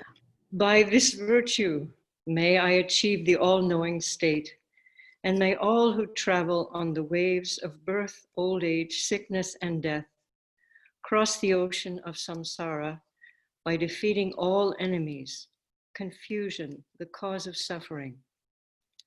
May the teachings of the great Drikongpa Ratna Shri, who is omniscient, Lord of the Dharma, Master of interdependence, continue and increase through study, practice, contemplation, and meditation until the end of samsara.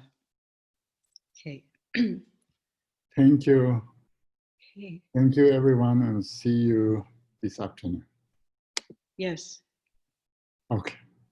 Thank you. Thank you. So we're going to get some time for answering the questions that we have from the previous session. The first one, Khenpo, is what does enlightened intent literally mean, which is used throughout the text? In Tibetan, enlightened intent is called Gongba. Gongba really means, I can try to explain that this morning. So I like to translate more realization. Enlightened intent, the Gongba really means, the literal means sometimes people translate intended or intention, that supposedly Buddhas and Bodhisattvas and high realized beings to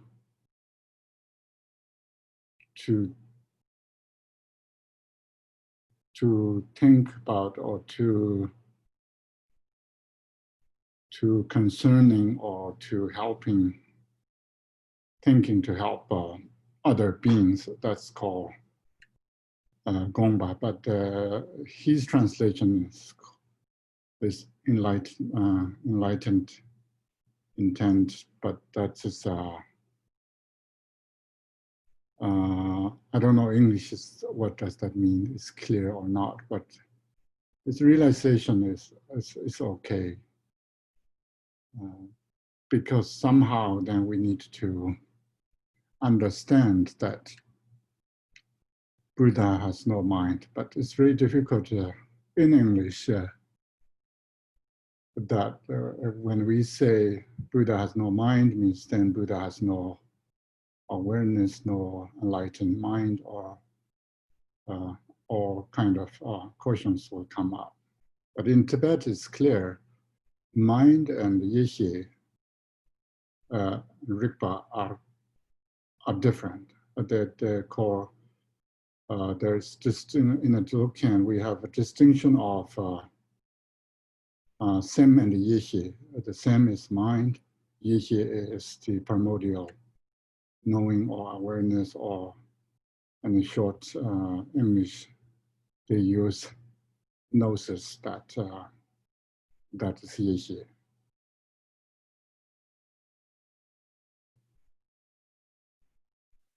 Okay, thank you, Khenpo. So the second question is, can you clarify again the way in which the chapters are divided?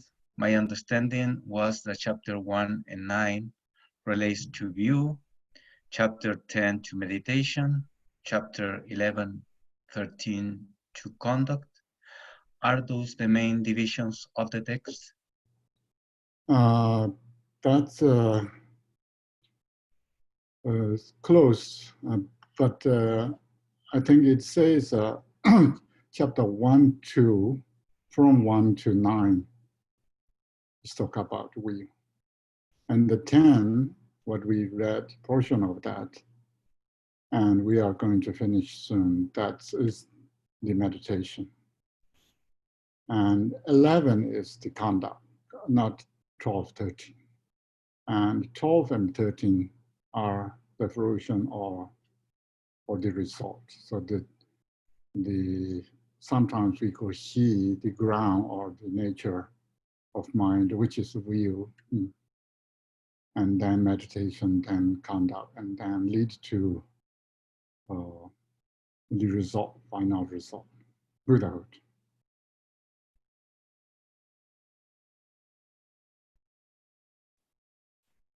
Okay, so our next question is, can you kindly explain why bodhicitta, relative and ultimate, are not mentioned at all in this text? I was surprised that I could not find it. Mm-hmm. Here, we have Changchub Sem all the time in or through all these attacks, but these bodhicitta, he translates an enlightened mind, I think. No, I don't remember exactly.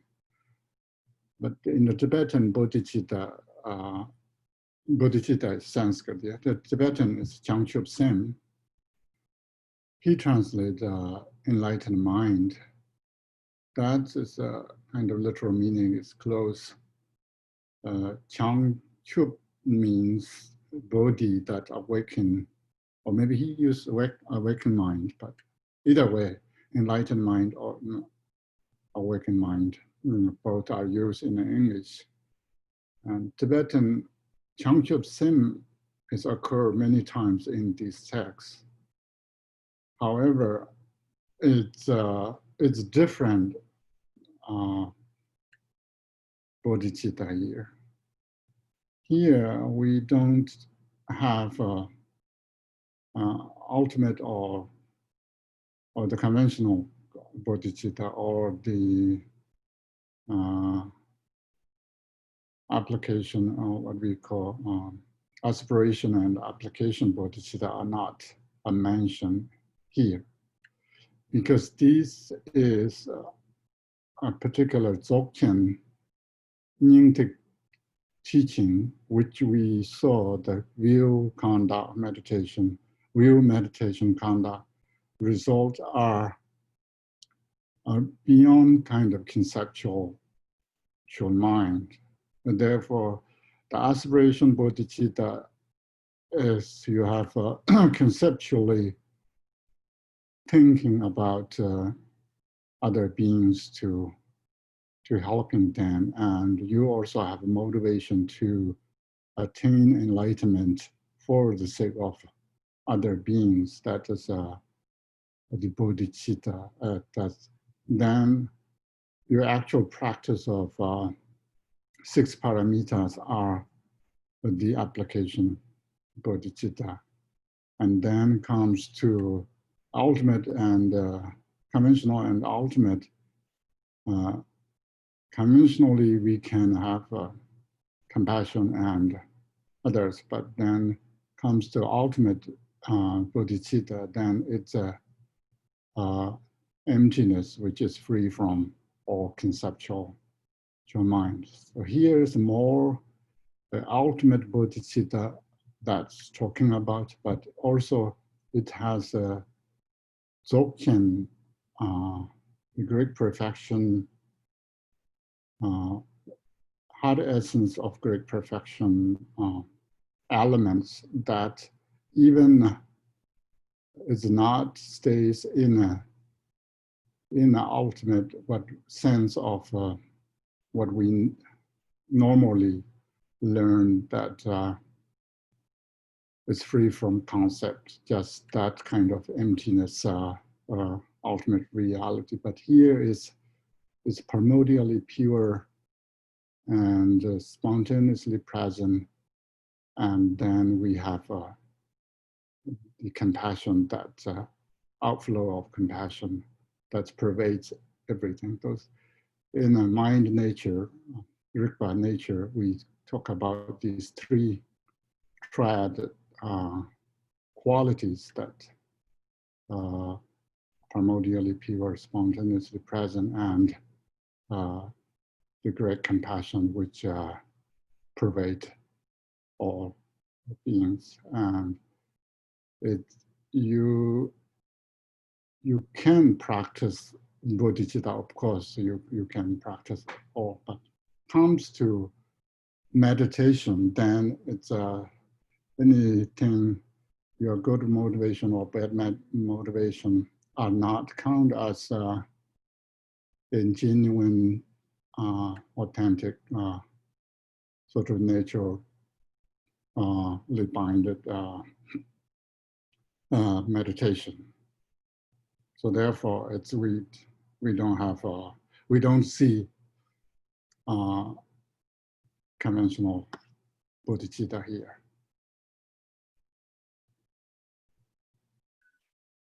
Thank you, Khenpo. So we have time for the last question.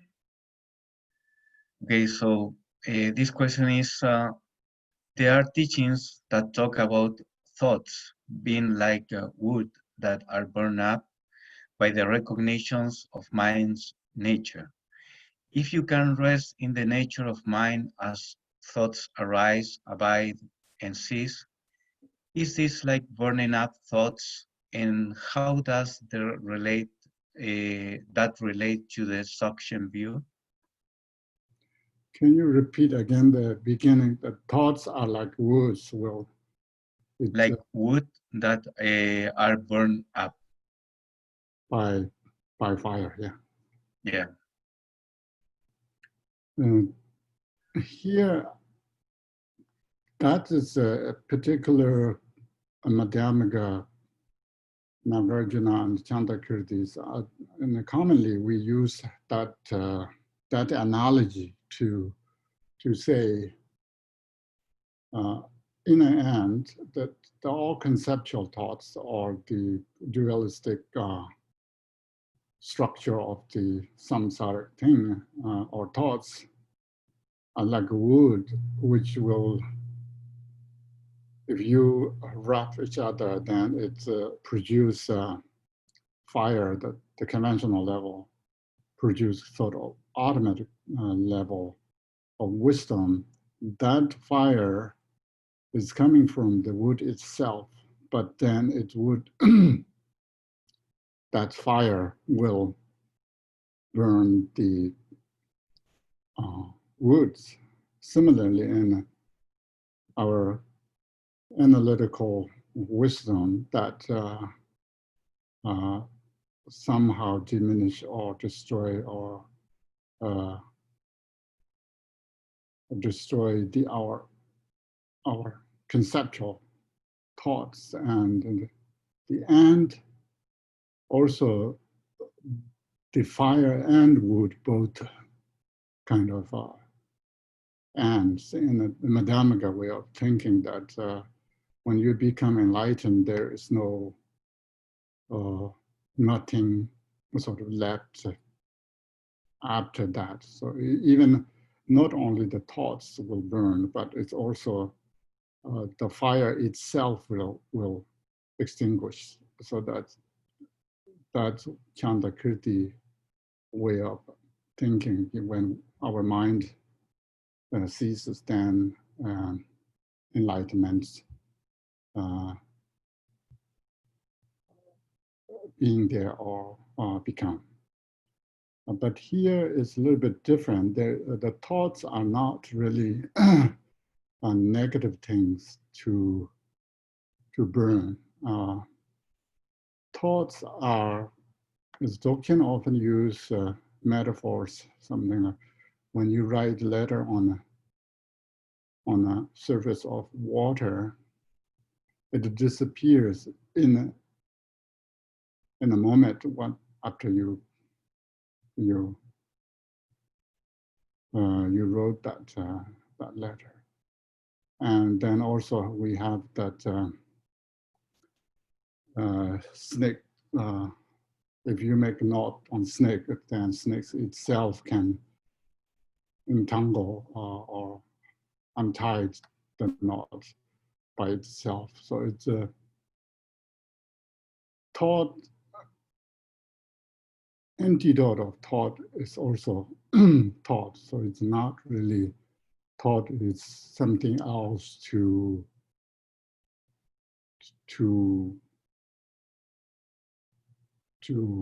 destroy by something else. It's a little bit, concepts is a little bit different.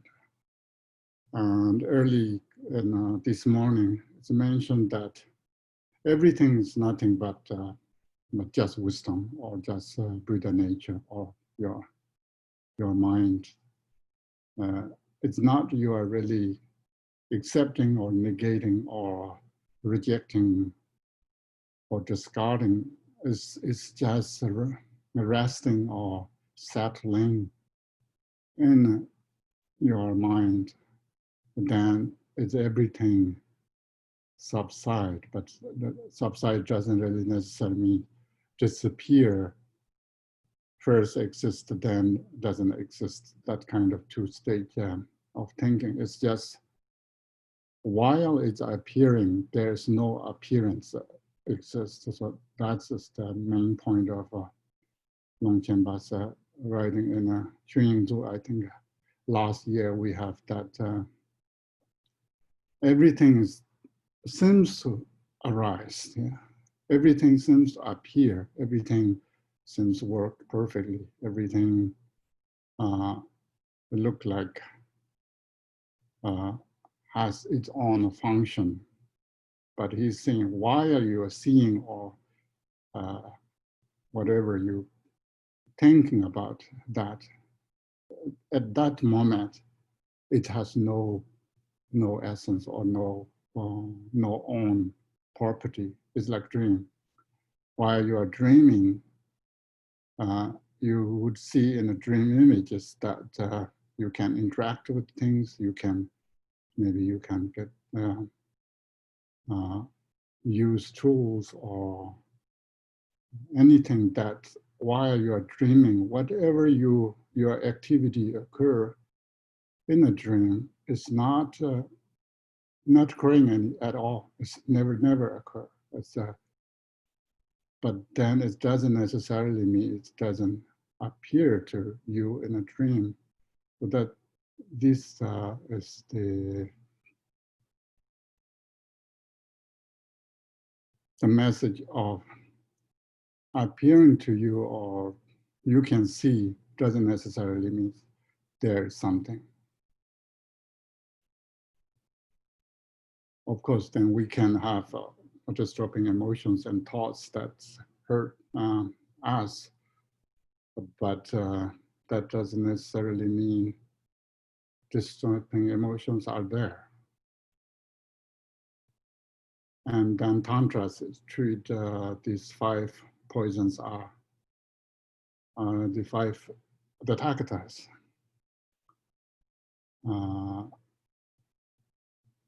It's a different way of treating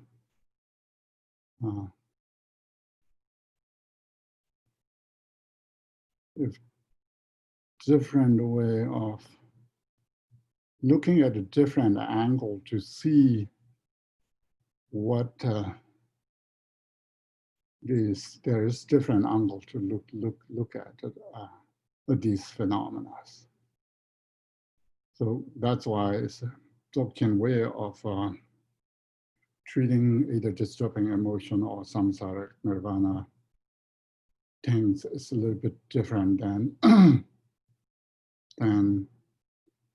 other teachings, and therefore we don't really emphasize conventional bodhicitta or even tantra preliminary practice, or the jiren, what we call generating or generation stage, or the completion stage. That's 2 stages of that. I think others say this Tantra has 10 qualities in these texts. There's no empowerment, there's no samaya, there's no other things. So 10 qualities that tantric practice must have are not really there. Okay, I think that's, we see if then some further questions come up, then we can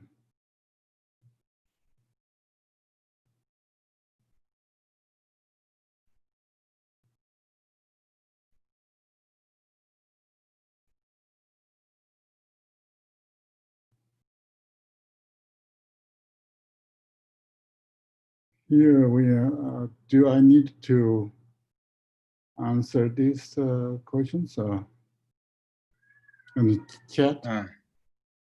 If you want, and we have enough time, so can thoughts be viewed as a way we perceive, like sight and touch, heating, etc.?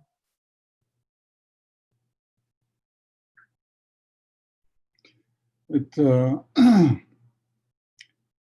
difficult to tell what does that really mean, but if thoughts, when we say sight and touch are directly, physically, we can contact, yeah.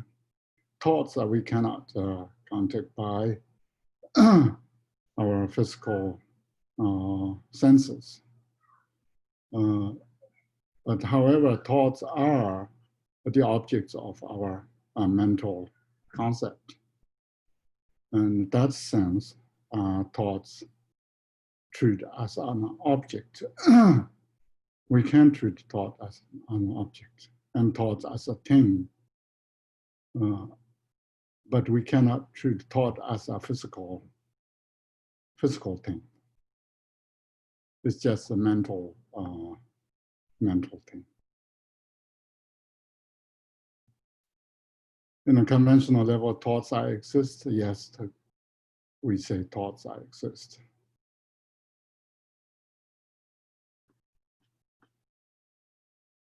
Okay, I think that is all the questions we have. Thank you everyone for asking them, and Okay. you, Khenpo, for answer them. Okay.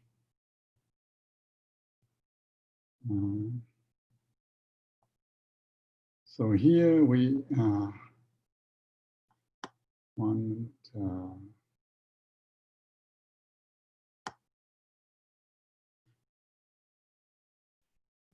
I'm trying to make smaller.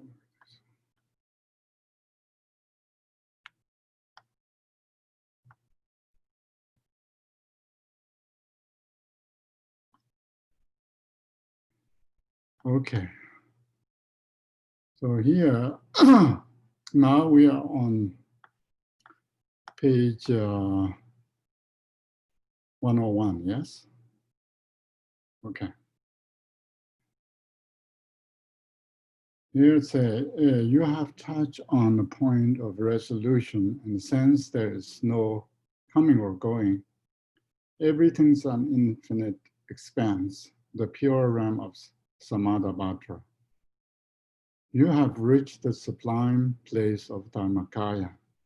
So now the meditation, that's Dzogchen meditation, often first mo he. So you need to recognize first your mind nature. And then Tenpa means stabilize through meditation. So first recognize and then stabilize. Sorry, second is Zarzok, the maturates and your your meditation. And then Tenpa, the final one, is become stable. And at that point, then you are reaching, or you are arrived to the point of resolution. Here you use touch. So where the resolution or the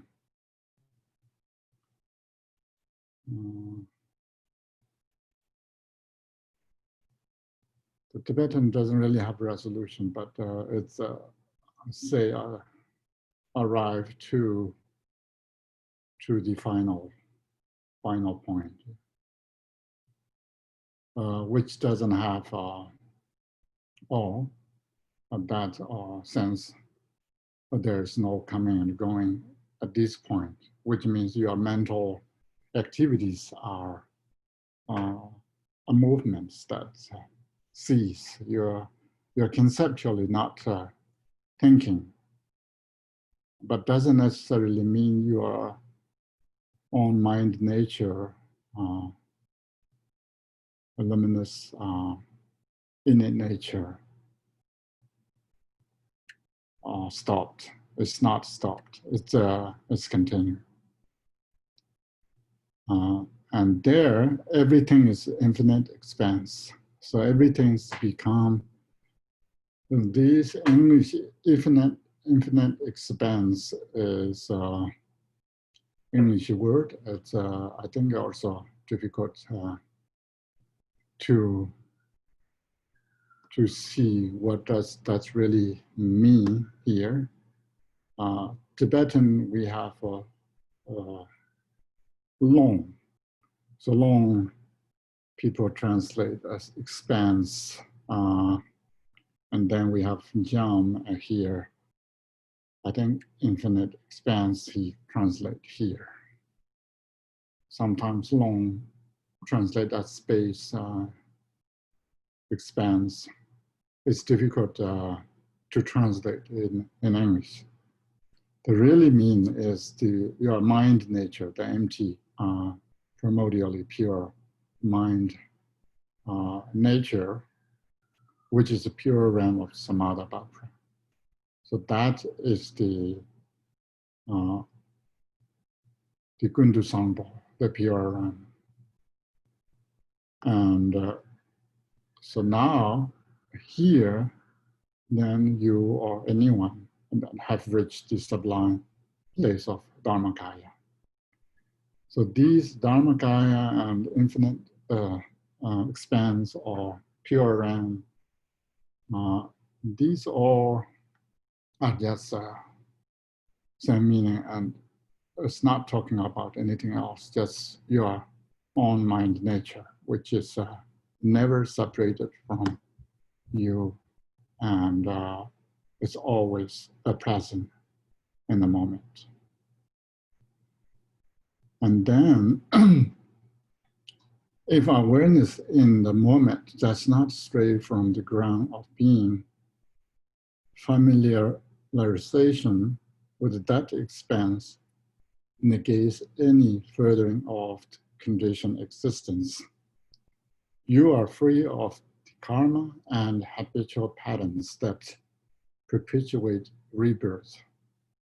You have come to the decisive experience of causality described as the equalness of the samsara and the nirvana. You have arrived at the heart essence of enlightenment, which does not abide in conditioned existence or the state of peace. It is crucial that you distinguish between these and a one-pointed state of calm abiding. This is enlightened intent of nature great perfection. So here, saying the current awareness, the moment awareness, that does not stray from the ground of being means the ground, just ground. The he is called foundation, which is the actual mind nature or Buddha nature. The ground of being is Buddha nature. If you, the awareness that the current awareness does not stray from that Buddha nature, and then if you familiarize with that, then here he used an experience, but we don't really have experience in a Tibetan. Sometimes experience has negative meaning because experience is your sensory faculties can feel things that experience, but beyond sort of experience. So once you familiarize this awareness that abides on the ground or in the ground, then that, if you familiarize that, which will negate or the avoid further, stop, maybe stop is better, stops the furthering of conditioned existence, means furthermore wandering in samsara, take rebirth and so forth.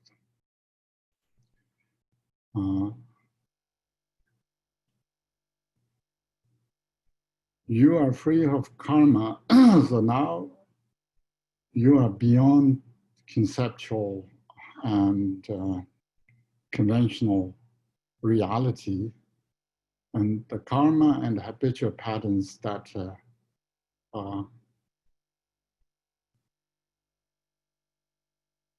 that are not or dysfunctioned, and therefore samsara and nirvana are become equal. Here, you have come to the decisive experience, causality. So here we have a lot of experience he added, but Tibetan we don't have that kind of experience, but understandable. Described as equalness of samsara and nirvana. And then you arrive at the heart essence of enlightenment. The heart essence here it doesn't necessarily mean the heart essence of Longchen or heart essence. This is just in general, means this, you get the final point or final stage, arrive at the final state of enlightenment, which does not abide in conditional existence or state of peace. So that conditional existence means samsara, and the state of peace means nirvana. So you are not abides in the boat. You are beyond samsara and nirvana. And here, Longchen point out that what is crucial point here is it is crucial that you distinguish between these and a one-pointed state of calm abiding. So people often practice calm abiding, or the hine in Tibetan, and Sanskrit we have shamatha. The shamatha here is a one-pointed shamatha. here need to understand, here saying, is don't confuse with these kind of practice, these particular Dzogchen,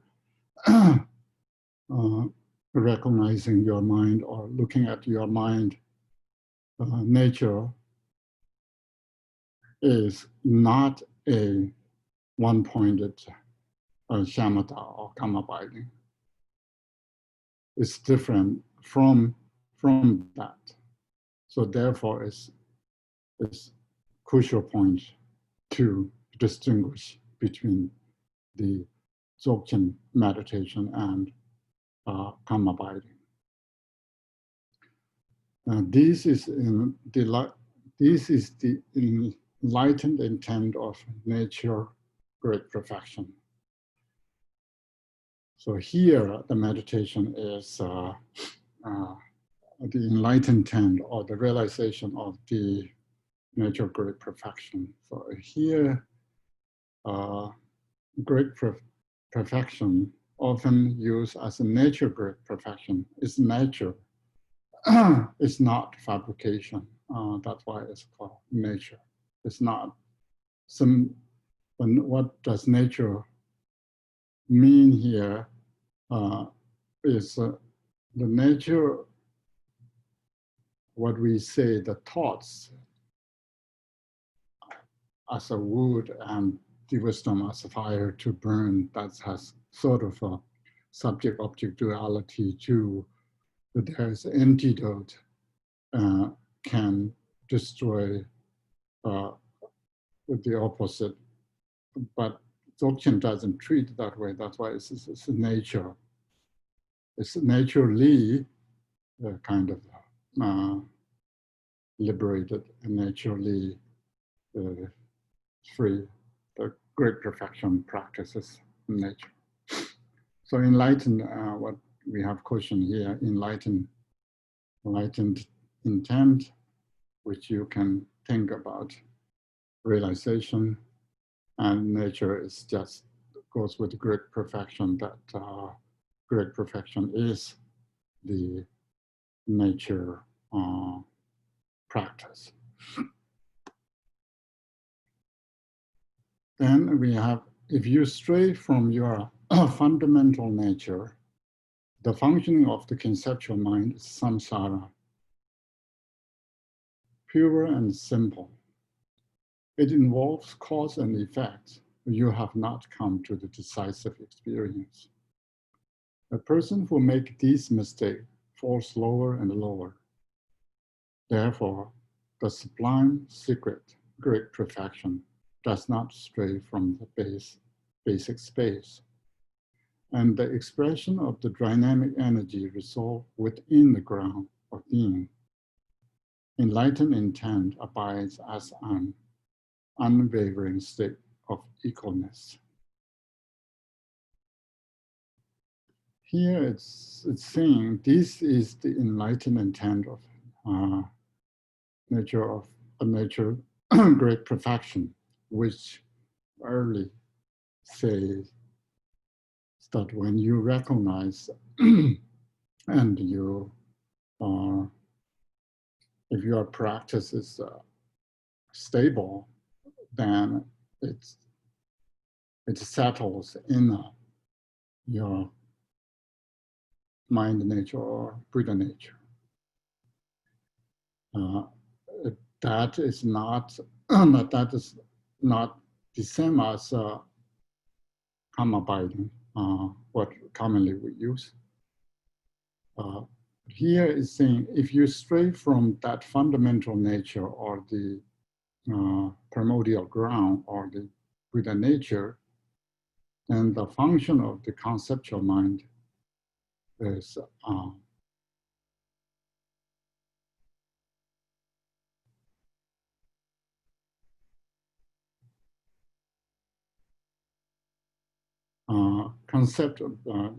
Dzogchen way of saying the conceptual mind or mind itself is samsara.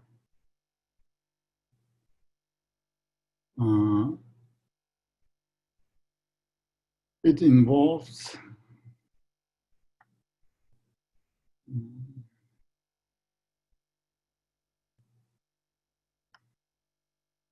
It's interesting that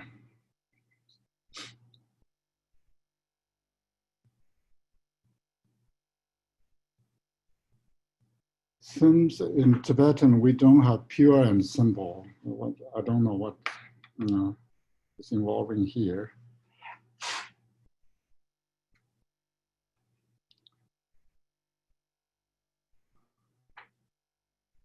And can you tell what pure and simple was here is relevant in this line?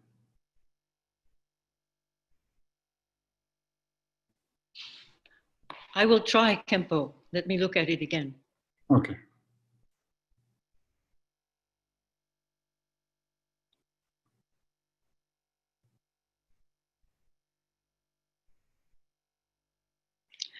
Pure and simple is a commonly used English expression that really behind it has the sense of, well, this is something everyone can understand just as it is expressed, without further explanation or elaboration.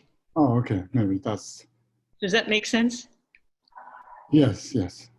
I think that can interpret maybe Tibetan that way, maybe.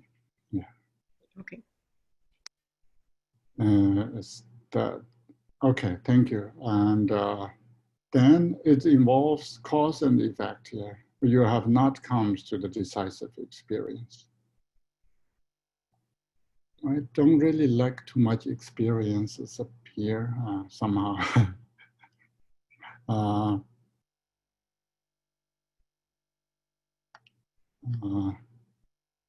So here it's saying it involves cause and effects. Then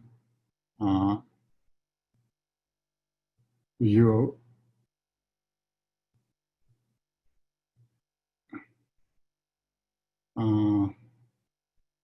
ladu in the Tibetan means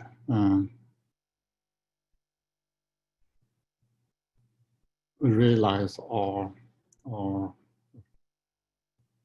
decide. Here it's just saying if you involve cause and effect, then you are not certainly get in the meaning. So experience is difficult. I don't know what, maybe not experience. And then it's easy. A person who makes these kind of mistakes can fall lower and lower. What kind of mistakes? That if you strain from these, your own mind nature and involves cause and effect, then you are in making mistakes. And then that karma will lead you to the samsara. Therefore, the sublime secret, great perfection, practice or great perfection, the mind nature, does not stray from the basic space. The basic space means, again, it's Buddha nature or your mind nature.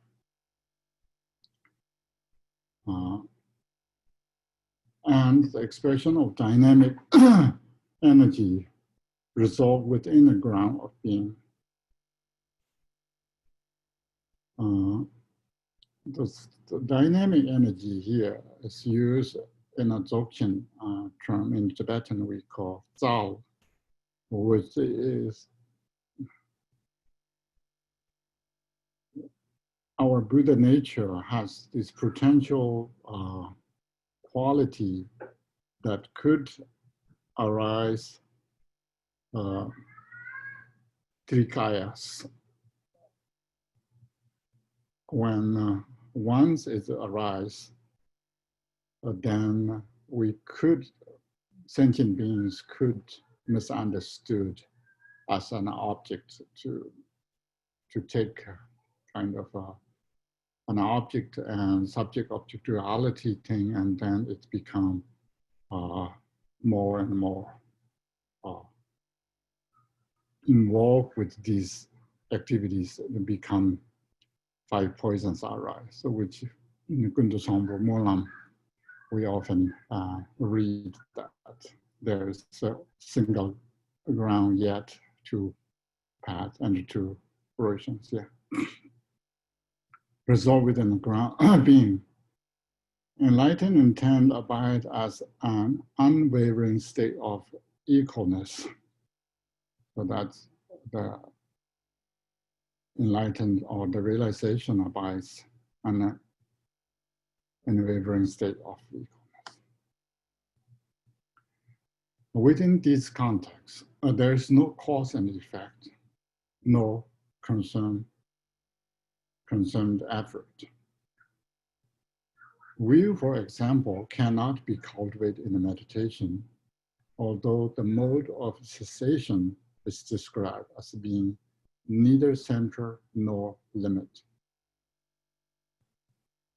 Next, yeah, maybe we can go to here first. In a more of this this context, or more of this nature, there is no cause and effect, and no concert effort.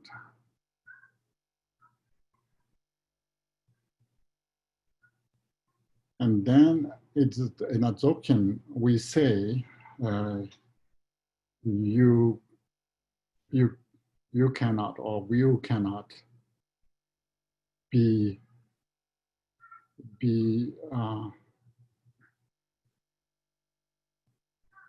view or be understand, and meditation cannot be cultivated. In a Dzogchen view, we say that there is no meditation in a Dzogchen. Saying that is here say although is the mode of cessation is described. Describing the purpose of is say there is no will, there is meditation, which means that this is purpose of negating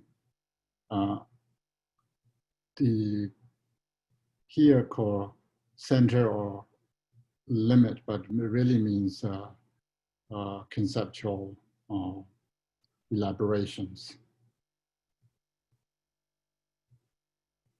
So will and meditation are not, or there's no will and meditation in a Dzogchen practice, which the purpose, saying that is the purpose of negating, or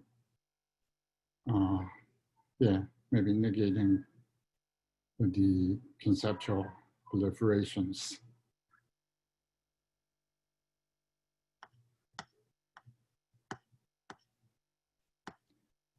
And then when dynamic energy itself deviates from this nature state, the myriad display arises as the multiplicity of the universe of appearances and possibilities.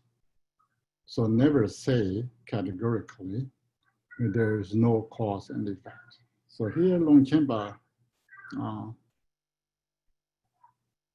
in the most majority of these texts, it's saying there's no karma, there's no suffering, there's no happiness, there's no samsara, there's no nirvana, and so forth.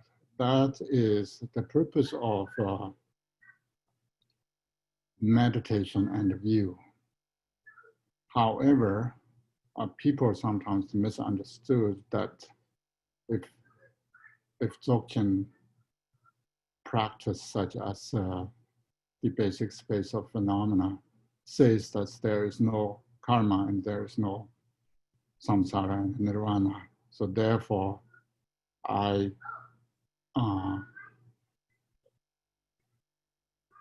or people can do bad things that will have no result at all, no consequence result at all. But Longchen Bas here warning us that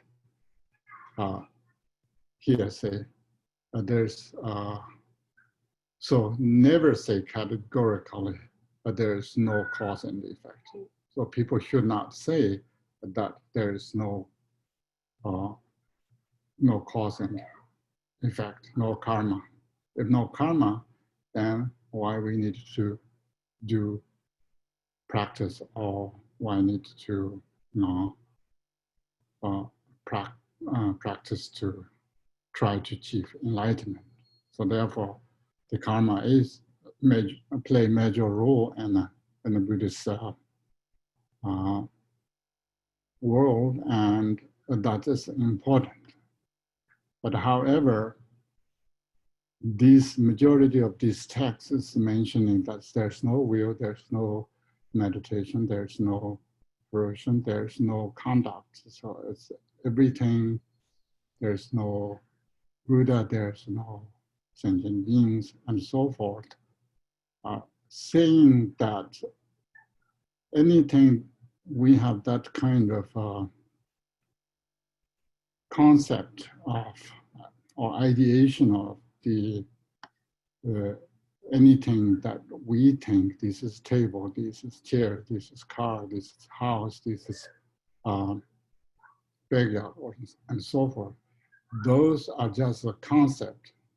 In order to negate those things, we need to say there is no house, there is no I, there is no you, and so forth. So that's just a similar way of saying here's meditation, and views are the purpose of saying is negating those conceptual proliferations. And the main message here is when the dynamic energy itself deviates or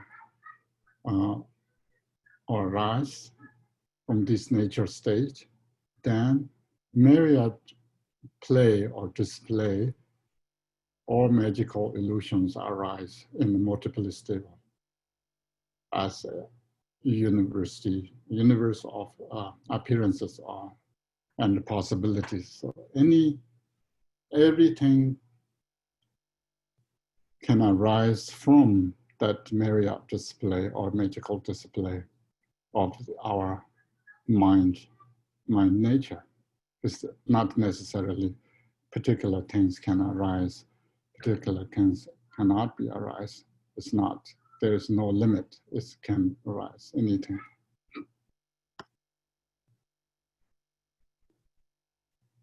And then further, why we cannot say there is no cause and effect. Because interdependent ensures that the conditioned composite phenomena are beyond enumeration and imagination. Confused perceptions in the samsara and even state of peace and bliss are beyond enumeration and imagination. All of these constitutes the very process of the interdependence, which is the coming together of the cause and the condition. So whatever we see, what is just the coming together or due to these cause and conditions arise, and then we have these phenomena that we can see. So there is numerous and or beyond enumeration, things can arise. And then, but that is a conventional level. We can see things that arise and cease. That's why we call interdependent. So interdependent means something rely on something. That's why seems to appear. That is Nagarjuna's, the Madhyamaka, and Buddha's. The main logic is that there is no independent phenomena things. Anything or everything rely on something, and therefore everything is related with. But that is conventional level. And here say, if you evaluate your fundamental unconditioned nature, you find it has never existed as anything whatsoever. So too, in taking these as your path, you have no frame of reference whatsoever for staying from the fundamentally unconditioned nature in all its immediacy.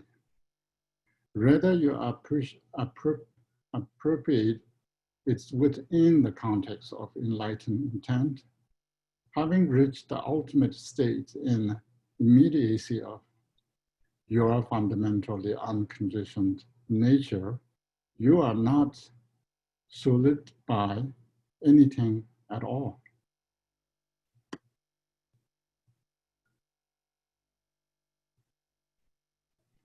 So here,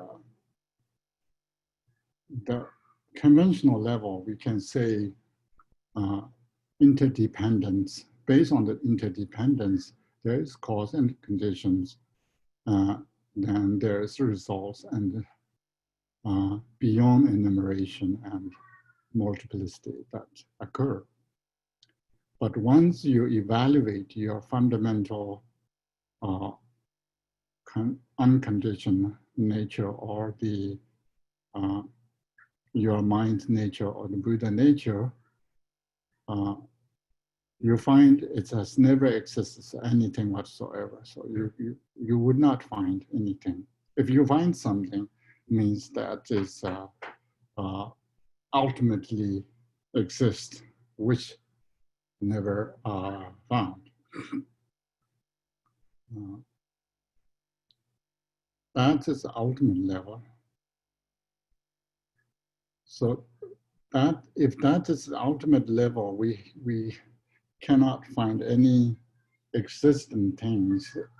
That means the ultimate is beyond existent or non-existent things.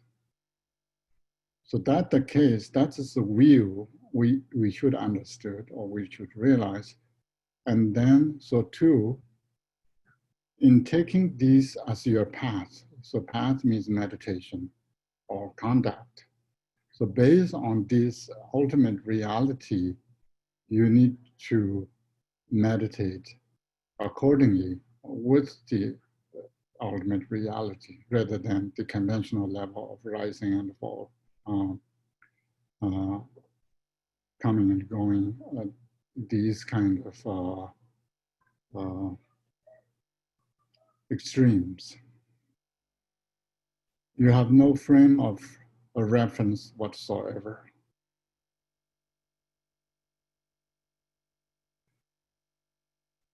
For straying from that fundamentally conditioned nature in all its immediacy. So the point is, once you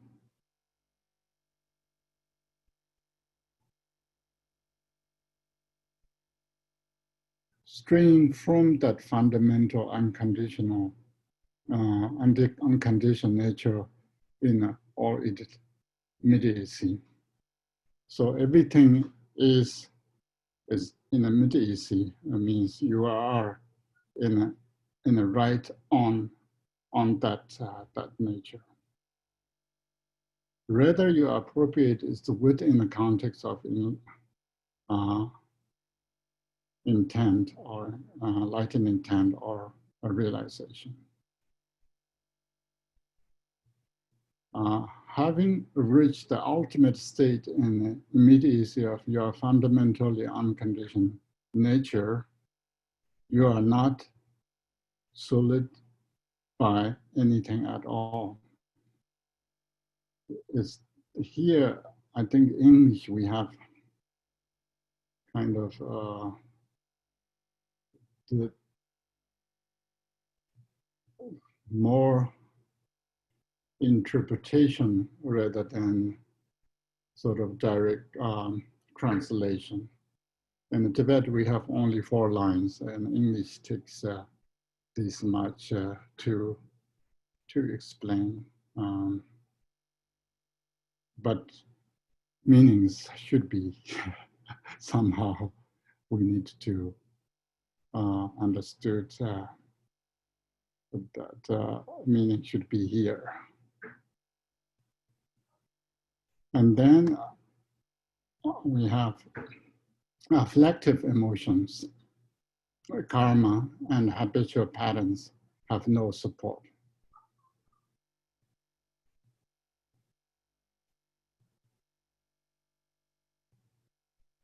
Within this vast expanse, but are the playing out of magical games of illusion.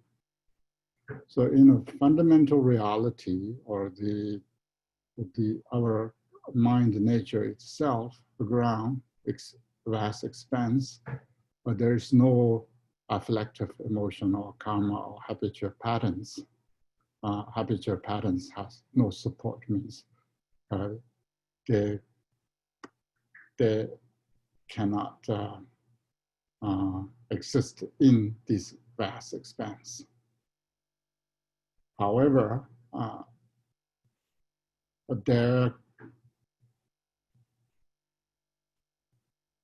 even without this support, they can display or playing out the magical games of illusion. Means samsara is just illusion, that magical illusion that can play. Then Longchen say, you must be liberated from these, means that these magical games of illusion, that's a samsara. So you must be liberated from samsara.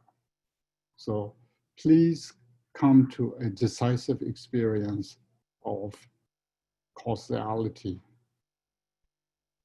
This decisive experience is not.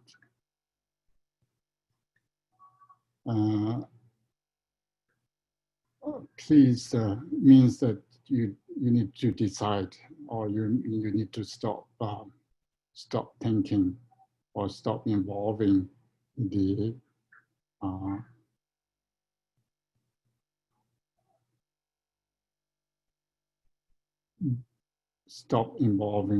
cause and condition, causality, or cause and condition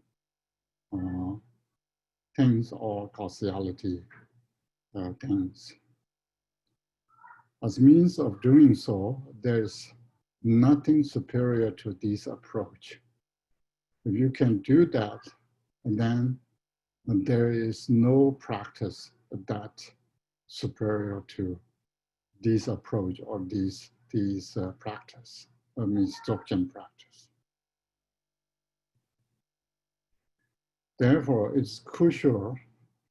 So it's important that it's crucial not to stray from enlightenment or the realization of the true nature of phenomena, or the true nature of your mind, or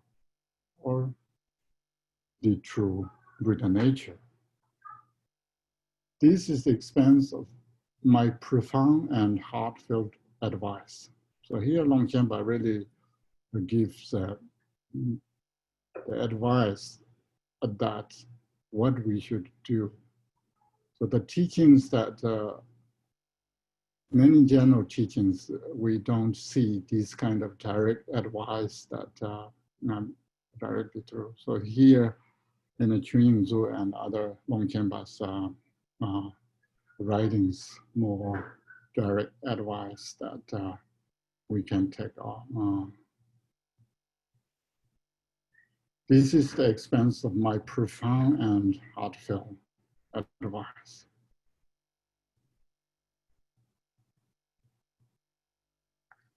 And next page of that, say it is crucial to go beyond that everything is or is not, transcending is and is not.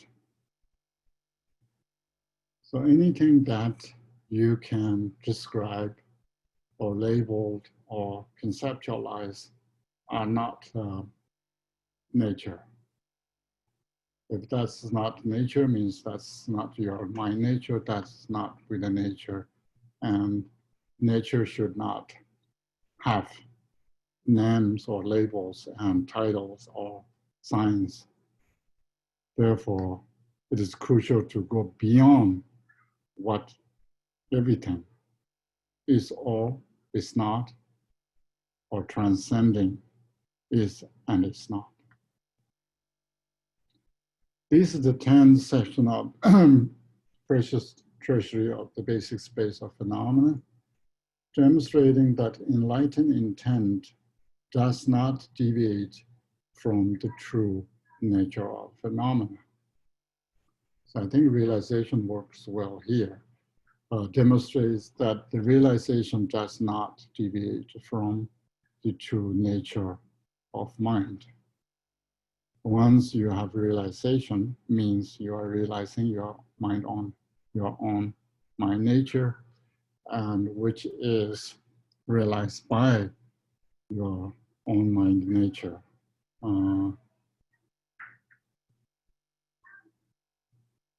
That is our chapter 10. We are finishing chapter 10. And now we are in chapter 11. Chapter 11, and we already discussed, chapter 11 is conduct. Why conduct is important here? Once you have a correct view, you can improve through meditation and conduct. So meditation doesn't necessarily mean while you are quietly sitting and then you doing nothing, must be sitting quietly. But meditation can involve while you are walking or sitting or driving or any time. That's meditation. And then conduct, of course, we can have conducts that involves any activity that related with your conduct. But however, the Dzogchen, we have called Trekchö practice, which is in English translate, most people translate cutting through. What's cutting through mean is that these powerful looking at your mind or recognizing your mind, which cuts through your all conceptual thoughts, that it stops your conceptual thoughts. So that's why it's cutting through. In order to get there, as you need to give up all sort of activities that what you do is either good or bad. Even you are accumulating some merit, chanting, prostration, and making mudras, or all sort of even mentally visualizing deities, so forth, that are not necessary in them, particularly in the Dzogchen Trekchö practice. This doesn't necessarily mean you should not do that in your daily practice. But it's the moment you want to focus on the Trekchö practice, then you need to stop all kind of activities that you are taking. So that sense, the meditation in here means,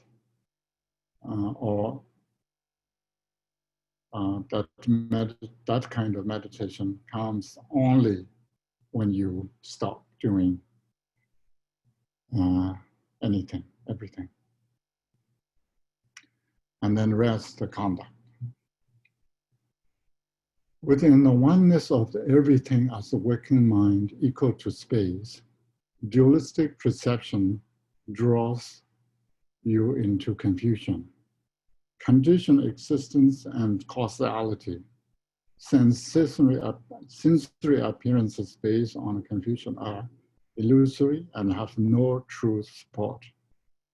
When you encounter them directly, maintain the experience of their leaving no trace, free of evaluation.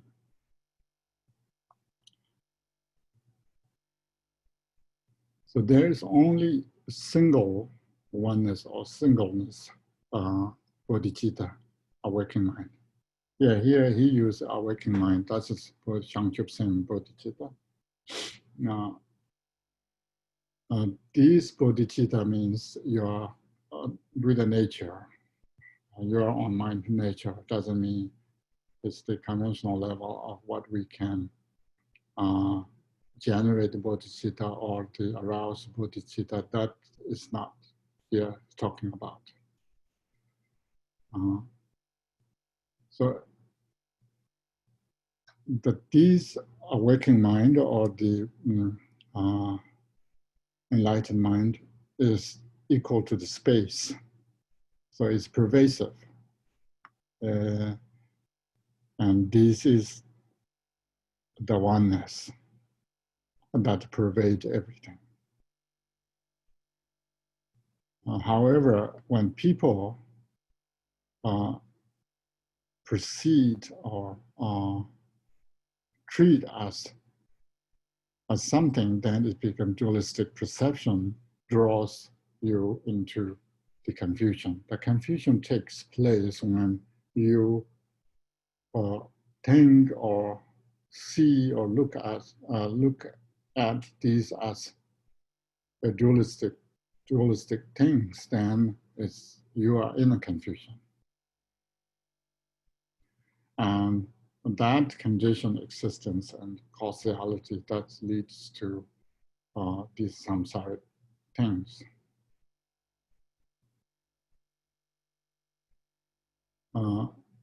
Sensory appearances or anything you see or hear are based on a confusion. So therefore it's illusory. And there's no support for samsara. Our illusion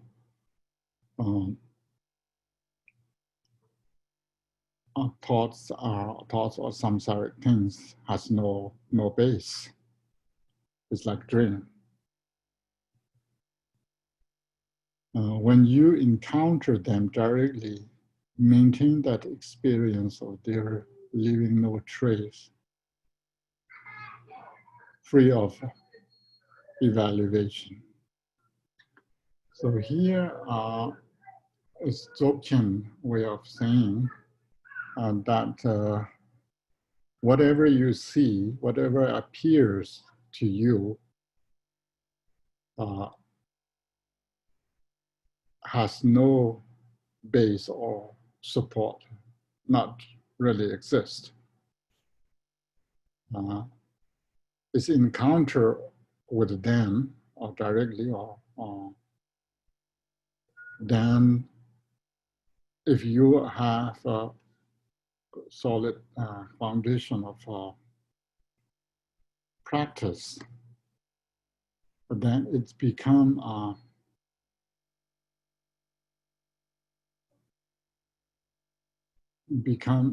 nothing without trace. So you need to maintain that kind of practice.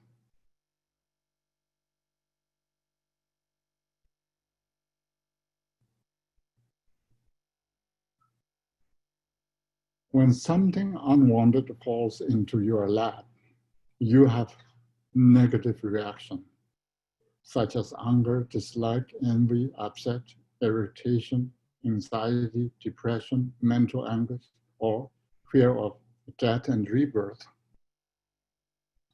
When such reaction arises as a display due to dynamic energy, identify them as such. Do not renounce them, indulge in them, refine them away, transform them, look at them, or meditate on them.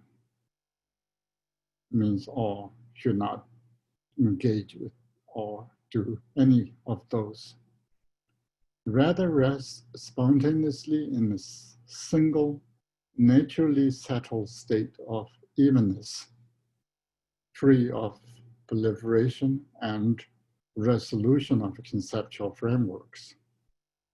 Mind as a pure expanse of space in which things vanish naturally and leave no trace, arises with intensity from within, pristinely lucid.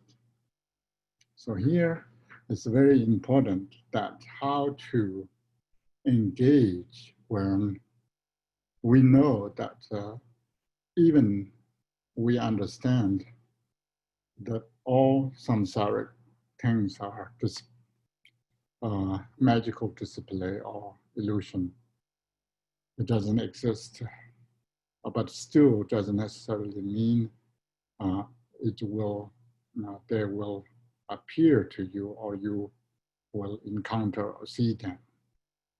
Not only seeing them, when something unwanted falls in your lap, we don't want many things, especially these days related with environment and politics and all sort of things, what we have, coronavirus and so forth.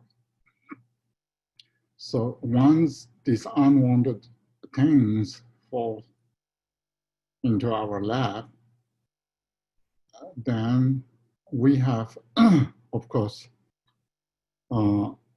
human beings, even we know the ultimate reality, there's nothing but human react. But that doesn't necessarily mean we should react. You have negative reaction. Negative reaction such as anger, dislike, envy, upset, irritation, and anxiety, depression, mental anguish, or fear of death and birth. So these all occurs when most of us encounter with these unwanted things.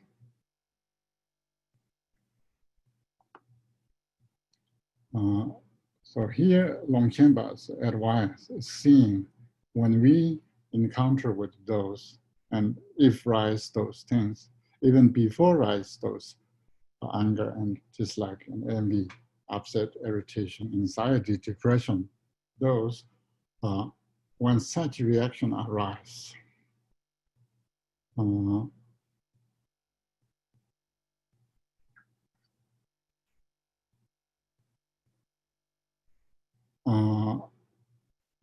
I think Tibetan is not such reaction arise, maybe even it arise or not, if you have encounter with something, then reaction rise as a display due to dynamic energy.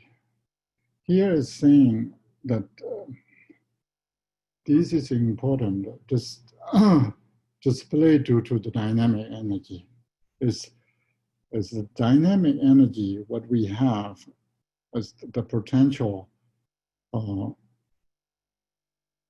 qualities that could happen something result. that you need to identify them. You need to recognize them.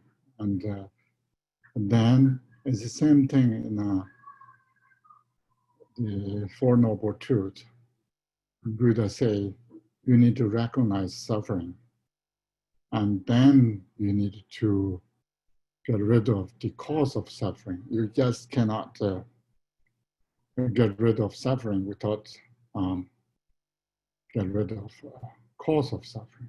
But recognition of the suffering is very important. That is the first point. It's the same thing that first you need to diagnose the illness, and then the medicine comes later to treatment of the cause of the illness. So similar here, that all these negative reactions arise due to the dynamic energy of whatever it is. But as soon as it arises, then you need to identify or recognize them as what it is. Only recognize that, then you don't really need to do further investigation or the antidote to remove them. He said, do not renounce them, means those anger, dislike, envy, or those. But do not indulge in them. If you have some sort of desire things to involve, then do not indulge in them. Reify them, do not reify them away. Do not refine them, sorry. And then do not transform them. Do not look at them, or do not meditate on them. So here we have all negations, even you should not meditate on them. If you meditate on anger, it doesn't help. So remove anger. You can recognize it.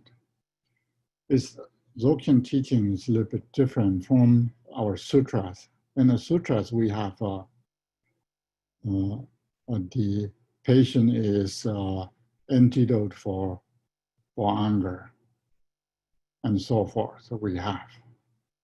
But here is even that in the long run, that doesn't work, because you cannot really discard anger, because anger is the dynamic energy of our own.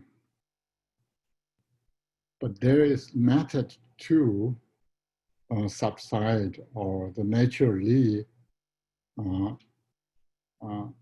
treating anger, which is rather rest spontaneously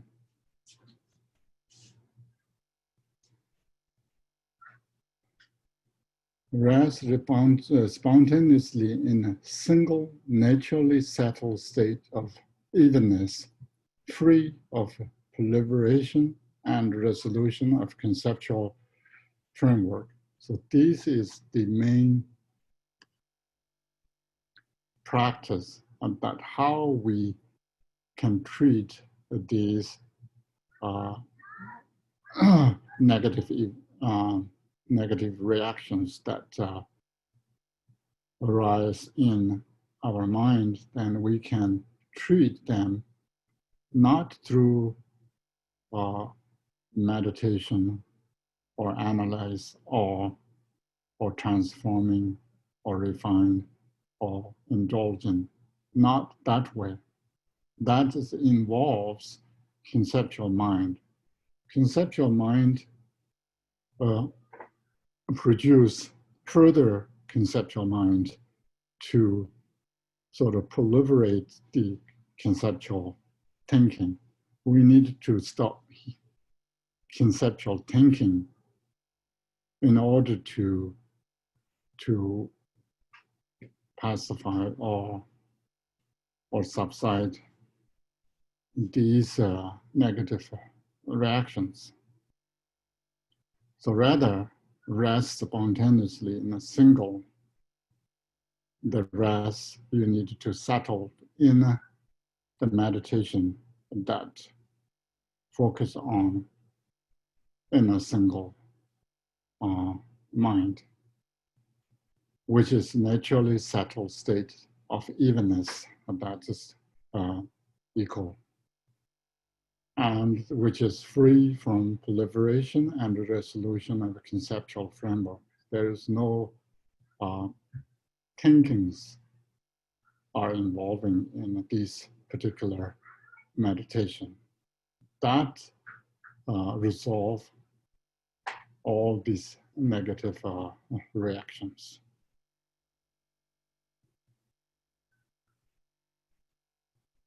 And mind as the pure expanse of space, in which things vanish naturally and leave no trace, rise within an intensity from within, pristinely lucid. So that is our sort of result that when you encounter with these negative reactions, you are not finding antidote to changing or meditating to subside them or discarding them. Rather, you are resting in your own mind nature to naturally subsiding or naturally disappearing your negative emotions. That only comes when you look at your mind to recognize your mind, to settle in your nature of your mind. That helps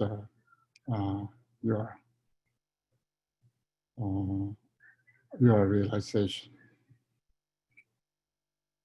And at this time, then that kind of pristine mind arises in an intensity from within, sort of pristinely lucid. So your mind, now your nature of your mind as arise in sort of luminous single state that constitutes the nature of all phenomena. Within unconstrained awareness, which neither is nor is not. Sensory appearances are not fixated on as anything, but rather are encountered directly. This brings about natural rest in a state that cannot be reified as anything, and suppression and indulgence, which are not anything that can be free in some way, fade without leaving a trace. An experience without fixation wells up from within. This itself, just it is the timelessly spacious expanse of enlightened intent. Maybe we stop here. Tomorrow we can start from 105, page 105. That's the last line within unconstrained awareness. That's important. And then we can change our preliminary practice of Ying Dzöd. First comes Chö practice. Everyone probably already knows what Chö practice is. Chö practice is Chö is also cutting. Chö means cutting. So cutting is either you are cutting through all the disturbing emotions, or you are cutting your own body to make feasts for the deities, for the spirit, for everything. So we can use our body as a useful substance to make beings happy. So that's so see the Dzöd. Yeah. Here usually we chant with some melodies, and if you use Andamaru and Bill, it's fine. But I think in a Zoom, sometimes you make too much noise, it's get confused, and I don't want to do that. But however, this chants, you could, if you are interested in these particular Chö practice chanting, then you can chant evenings, these short Chö practice. So in a Chö practice, you need to say pit as long one, short one.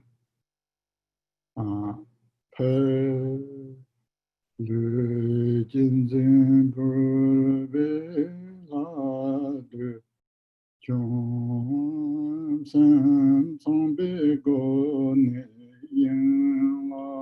Rabjam Chö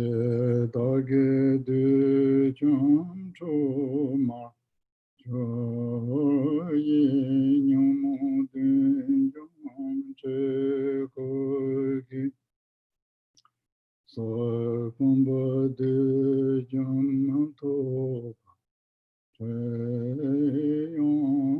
Chö Ying Dzöd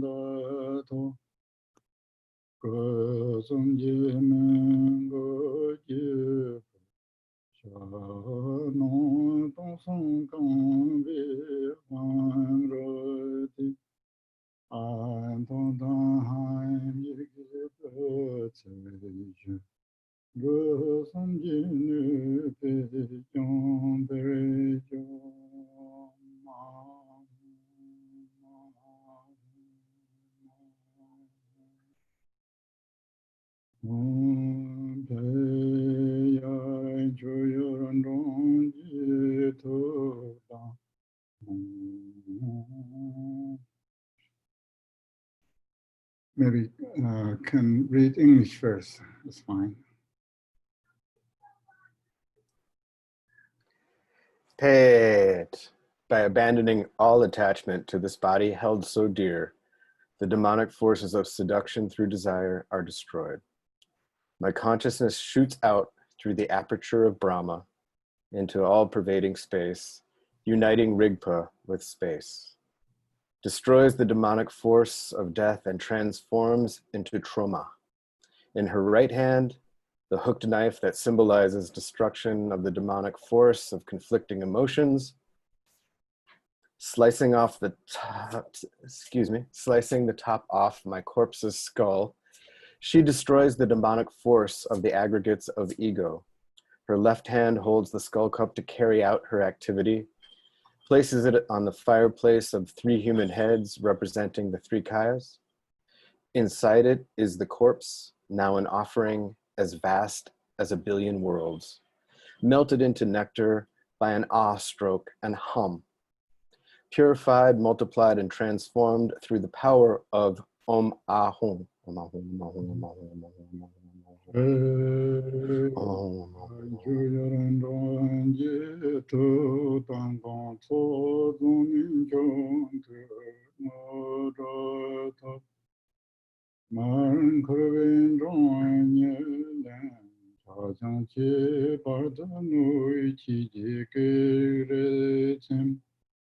Ne dong dong var chö yin se ji jian dong dong zhen do de lo.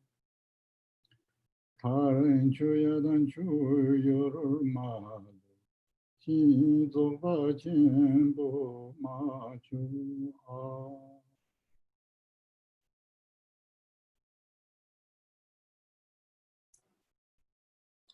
Pet.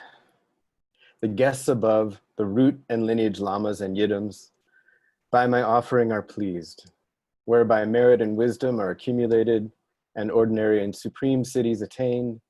The guests below, belonging to samsara, are satisfied by my offering.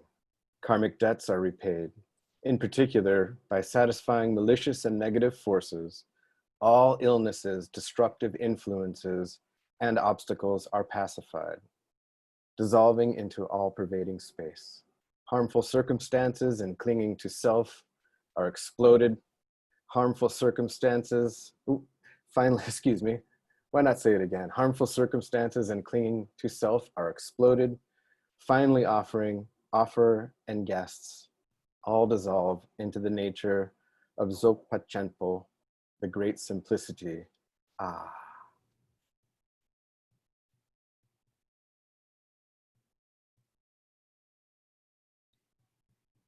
This is not Jew. This is Guru Yoga. Okay.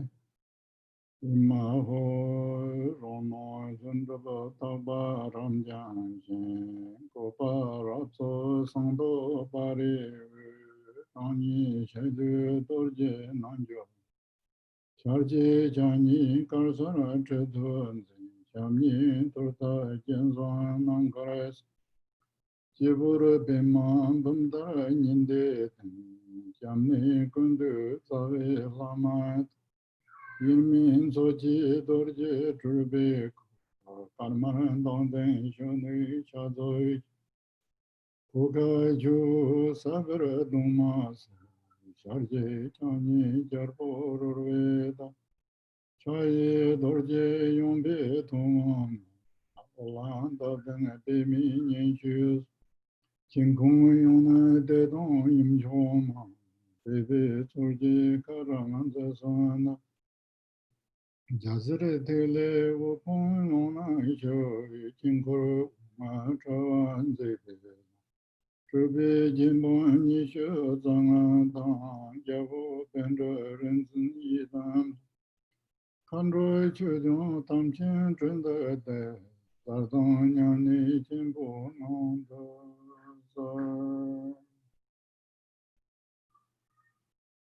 This is visualization. Emaho, my entire perception, spontaneously perfect, is a realm of infinite purity. The copper-colored mountain of glory, arrayed in complete and perfect detail. Here, in its very center, my own body is Vrajayogini.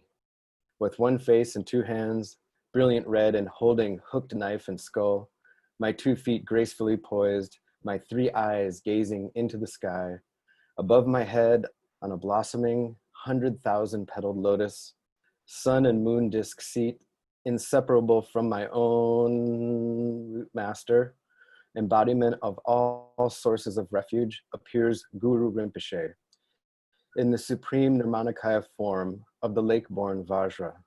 His body glows with youth, white with a tinge of red.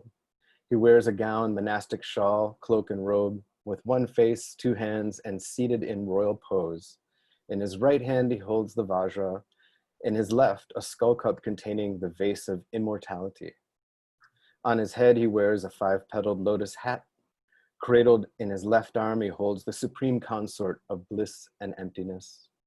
Concealed as the 3-pointed Katvanga trident, he presides amidst a shimmering aura of rays and rings of rainbow light.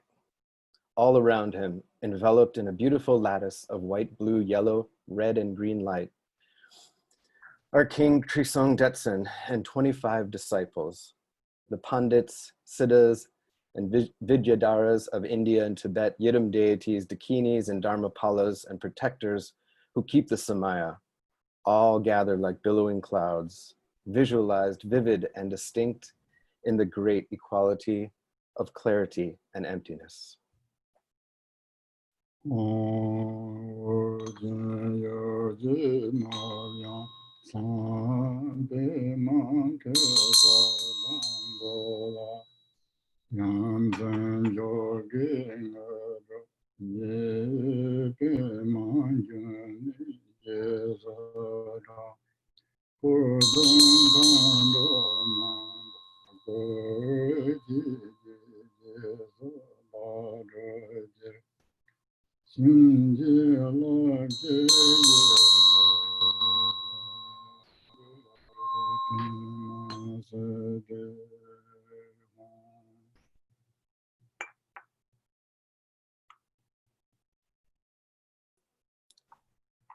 Home, in the northwest of the land of Uddiyana, in the heart of a lotus flower, endowed with the most marvelous attainments, you are renowned as the lotus-born, surrounded by many hosts of dakinis.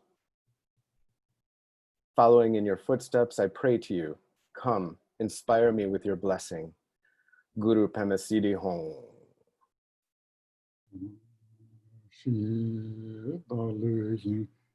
This is 7 branches of offering or accumulating merit.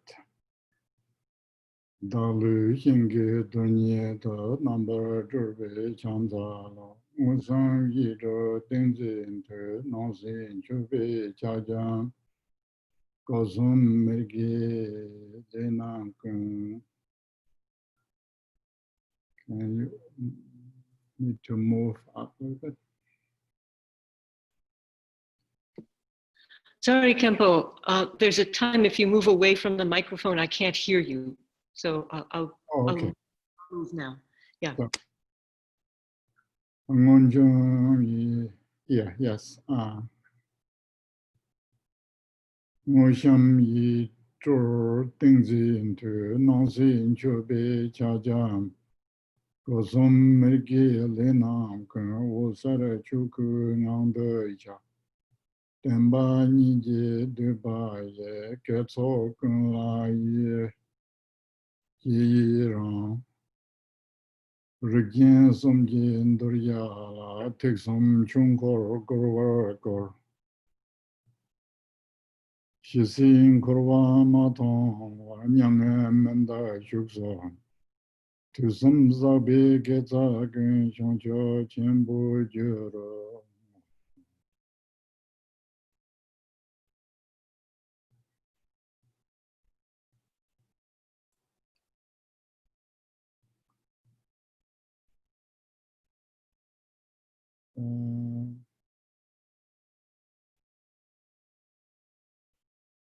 Yeah, there.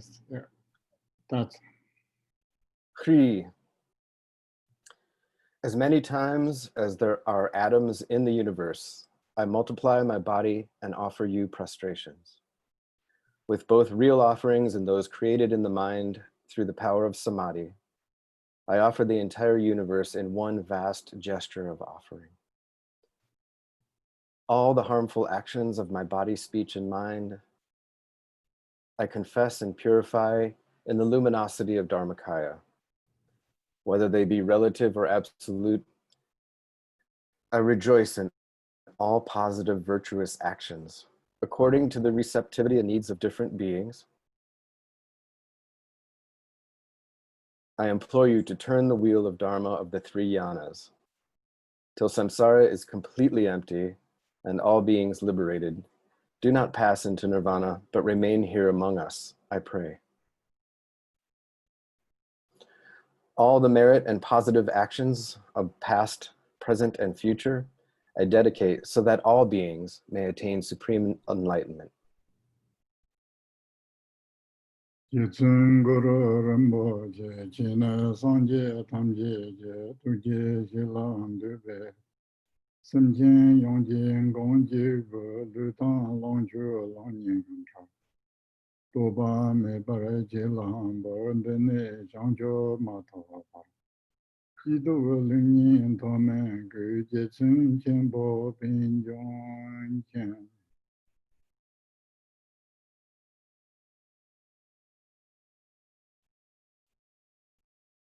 I think we can read first that portion and then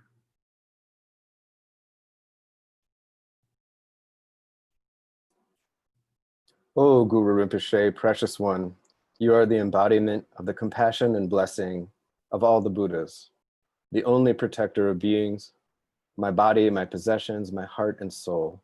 Without hesitation, I surrender to you. From now on, from now until I attain enlightenment, in happiness or sorrow, in circumstances good or bad, in situations high or low, I rely on you completely, O Pema Junye. You know me. O Mahung Vajraguru Pema Siddhi Hong. here, if you have time, then you can recite 100 times or 1,000 or usually Guru Yoga mantra you can recite it. There's few sections, but one section here. Then Tala Resa Ishama Me Tada Tungen Yume Muzi Dungar Dande Yen Dili Joshin Mahanguru Oye Gurshin Shila Gen Toba Porshin Toye Jimni Jonshin Nunde Jen Mahambedan Gurbe Masudahum is similar. And I can read further if you want.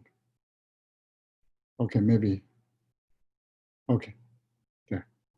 Namji Chö Ying Dzöd Chö Ranang Ayava Bari Sungjo Zheng Xinggang Shilu Dorje Nanjo Ma Zamse Wuji Kongver Jorne Jisen Benjun Yirmui Jimbo Sanje De Dang Tongbe Chunzhe Ji Yishi Jimbo Ruwa Len Kamsang Simjin Malu Dembe de Pon Tambar Jisun Beme Ongjong Zorwa Nyinge Jene Kazan Sekzan Mayin Shalaba Doje Lone Zo Zambon Jobaran Zedo. Yeah, we need to chant English until there.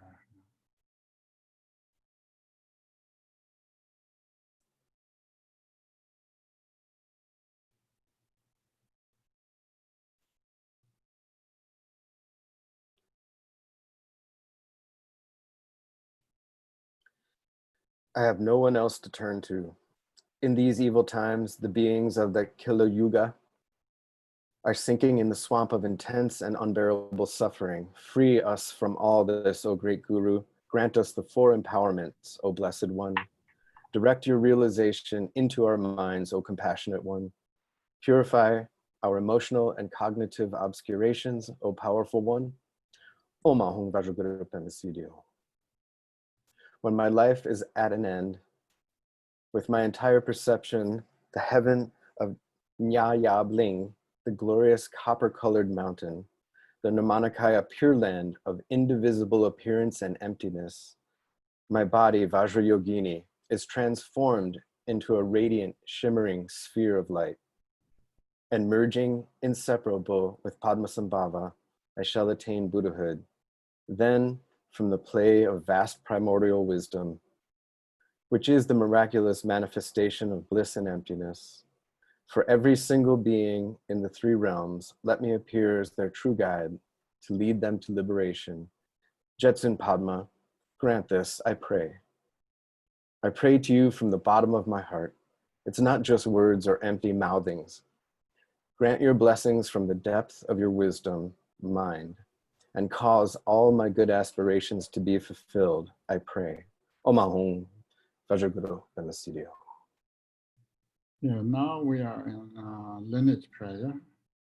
Imaho Jaji Chonglong Trawe Shingang Ne Tambo Sanji Chogo Kondo Longchen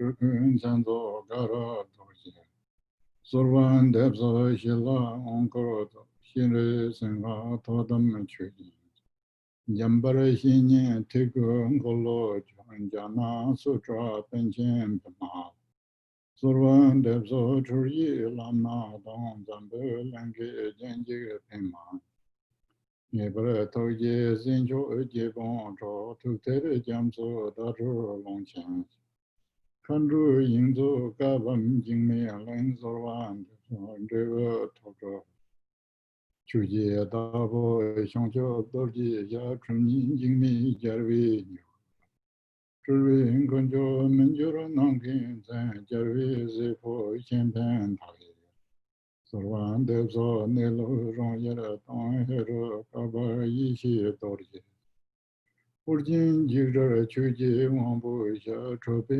Oncho Pema Bensa Soji Lama Jense Wangpo La Sorvan Debso Inchon Kundi Chugun Natso Ronsara Cho Kunchen Jingmi Tenpi Nimat Jamne Kundi Chuji Lodo La Sorvan Debso Taju Shinji Zili Ngebara Shungwi Shenlo Ki Dorje Lama Tongden Meshin Jisong Karo Samo Nyamlen La Temchong Mebe Drupsaro Shiru Tuju Gombe Shela Pawara Sho Nonsin Kundi Yene Womi Sanga Chukuro Takzo Mimben Re Ponglong Shazoro Mebe Zobach Shinyami Yiju Linde Rigbe Dong Chuni Musom Jemban Tongwara Seme Toba Nandra Jazere Bo Rixara Longku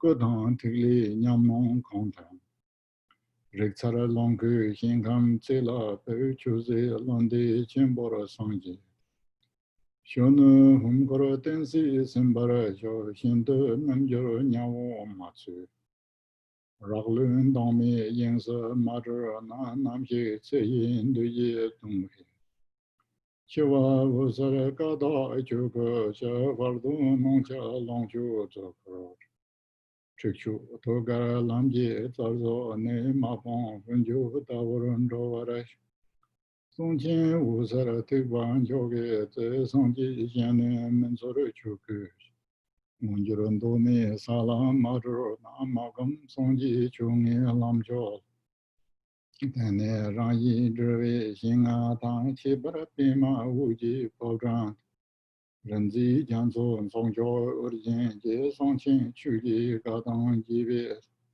Ziji Tavara Jene Ugyong Den Tayin Drve Nyerso Tangju Renzi Jarwa Jamso Shela Tang Chö Ying Zame Chape Demba Tamjo Dan La Zomi Johnson Je Tenje Munjoro Songje Toba Sho.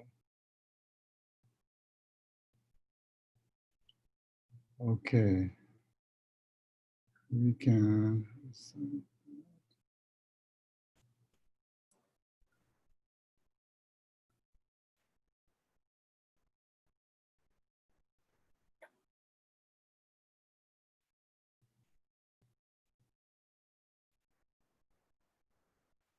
still up, I think, lineage prayer until it comes to.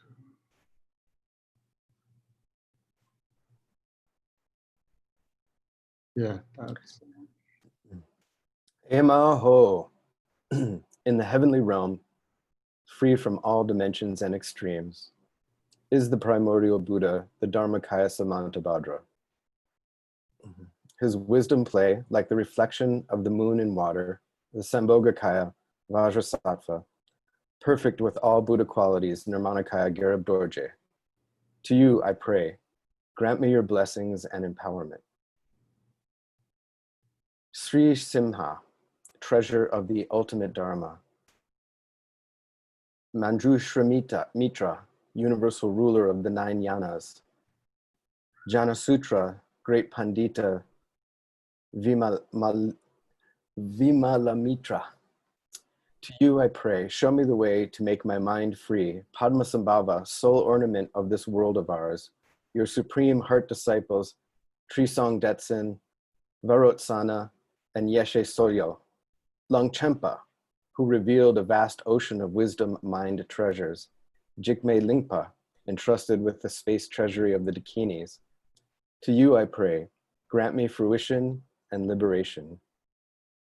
Master of the Dharma, Jangtub Dorje, the Siddha, Jigme Galwe Nigu, supreme among emanations, Minyur Namke Dorje, son of the Buddhas, Shinpen Teye, to you I pray, show me my true nature, my original face. Glorious Haruka, Do Khenpo Yeshi Dorje, Patrul Rinpoche, Urgyen Jigme Choki Wangpo, Lord of Siddhas Padma Vajra, Padmasambhava himself, great Kensei Wangpo, to you I pray, grant me cities, ordinary and supreme, not so Rangdro, who self-liberated all the phenomena of samsara and nirvana, omniscient Jigme Tenpe Nyingma, embodiment of all sources of refuge, Choki Lodro, to you I pray, bless my mind, inspire my understanding. Through true renunciation and disgust for samsara, may I rely upon my Vajra Lama meaningfully, as though he were my very eyes, following his instructions to the letter and taking to heart the profound practices he gives, not just now and then, but with diligent and constant application.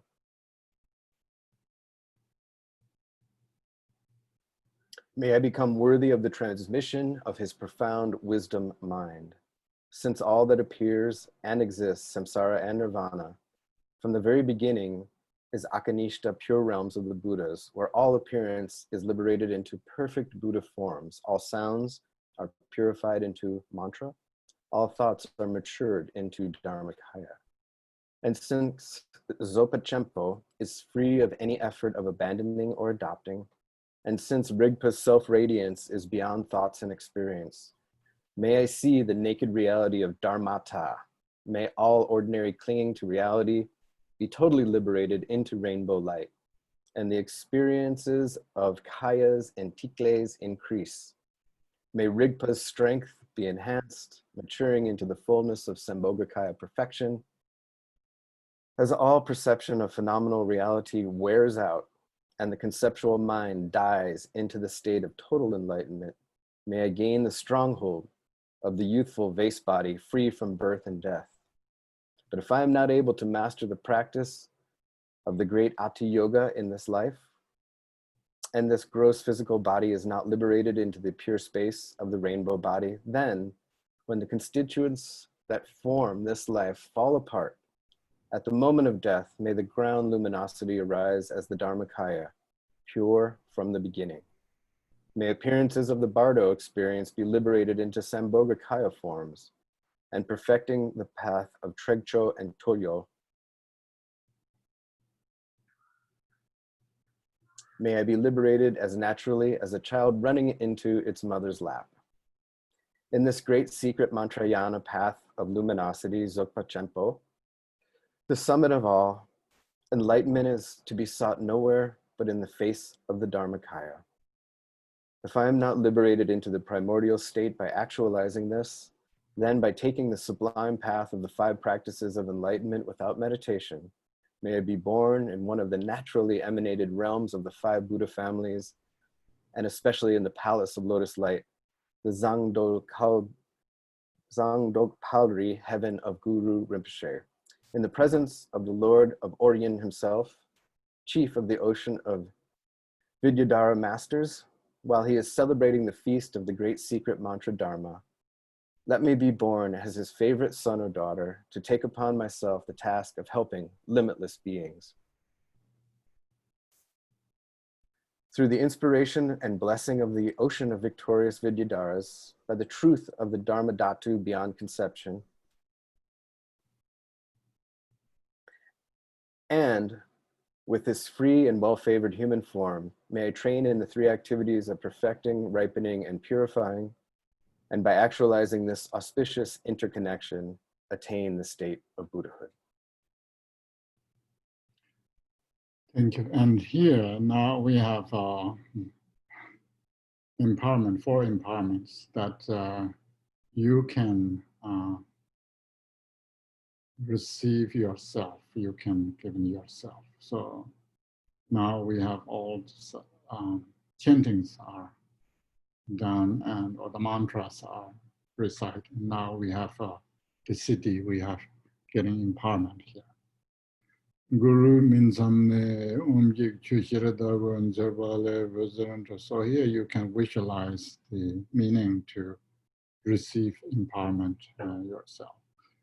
Guru Minsamne Umjik Chushiradagun Zerbale Vizaranta Rangi Chivoni Shu Luji Ledan Zaye Dribata Kutorji Shilab Shu Umbe Wang To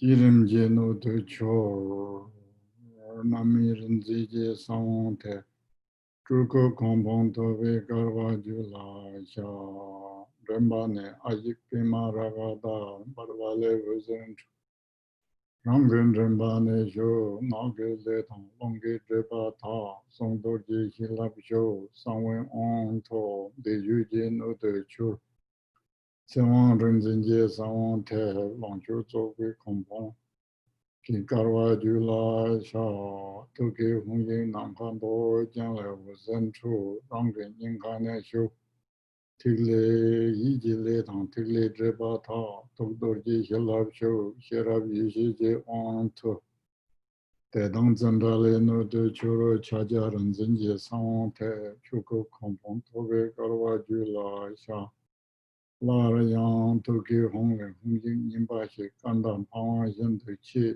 Rangsun Tang Tati Me Bendre Kunji Le Tang Xi Yi Dreba Jiang Yishi Dorji Shilab Shu Tsegi Somba To Demji Wang To Udo Gada Zoba Chenpo Udo Chur Sundu Rinzije Sawante Tarzu Dribung Owa Nying Karwa Jula Sha Ko Benzanguru Bemas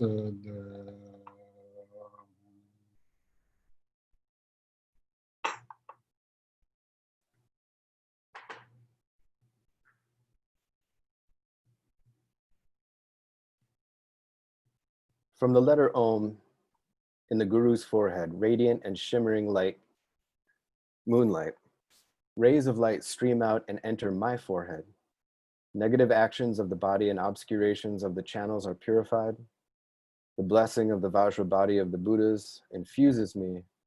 The vase empowerment is obtained. I become a receptive vessel for the generation phase of Kirim. The seed of sown. The potential for obtaining the level of Nirmanakaya is implanted within me.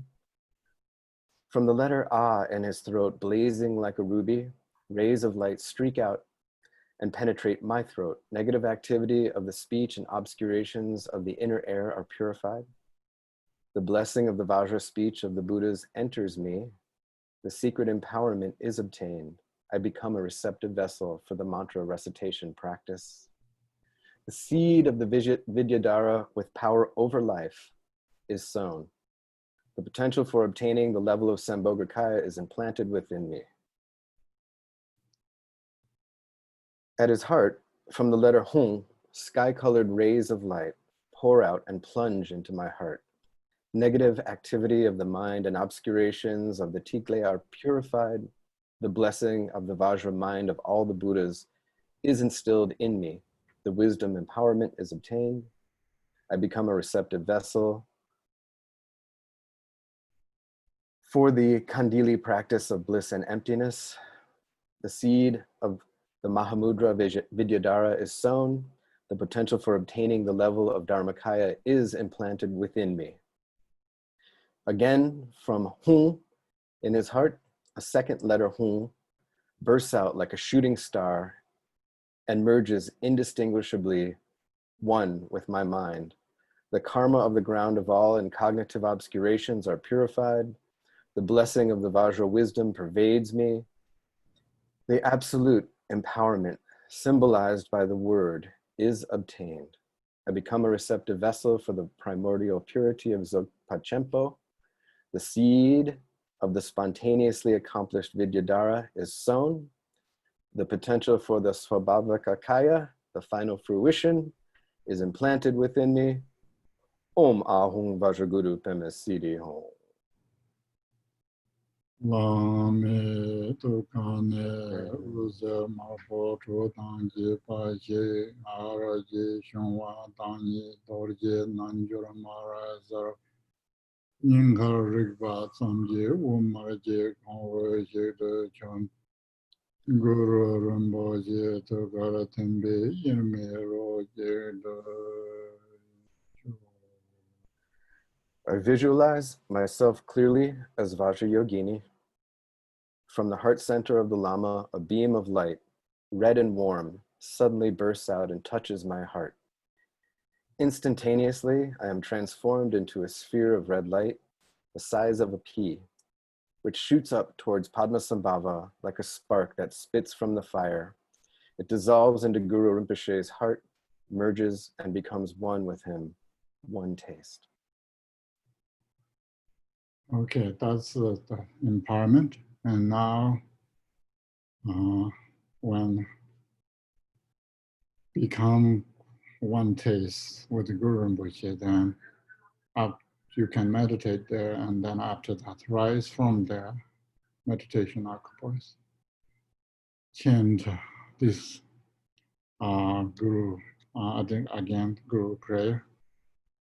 Pardon Zawe Lama Rinpoche Pagi Nyingara Pime Lenjula Kadi Chimbo Gone Jisung Kusung Togi Mudo Zardo So Pardon Lame Nambara Tarbala Gejiga Samyang Lokame Meje Ying Jinze Likwaran Tongwe Mogu Lame Shilava Samlang Yuparasho Yawa Kunda Yonda Lama Dormi Juji Pala Langjo Ne Saban Lamji Yoden Rabjam Ne Dorjin Jongi Kompong Yantoi Gyawan Deyi Gyawa Gun Sunam Yishi Tozo Sunam Yishi Le Chungwe Tamba Gunyi Toba Reisho Rokun Gewa Shinyi Yoba Tang Shi Tang Shi Jure Tishin Sheba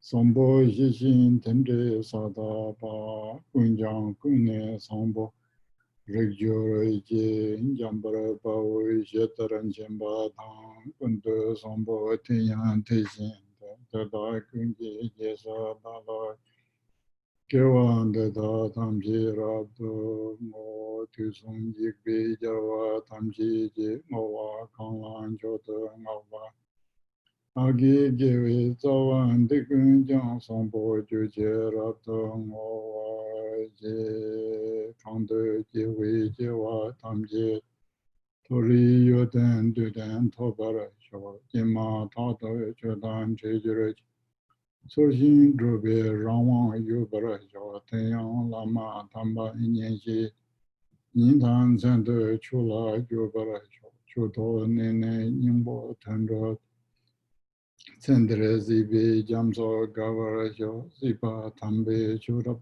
Tongyi Champagne Drobla Jongana Mebara Sho Lapchin Shendon Churi Meba Tamji Chamji Sanji Topa Reisho. Okay.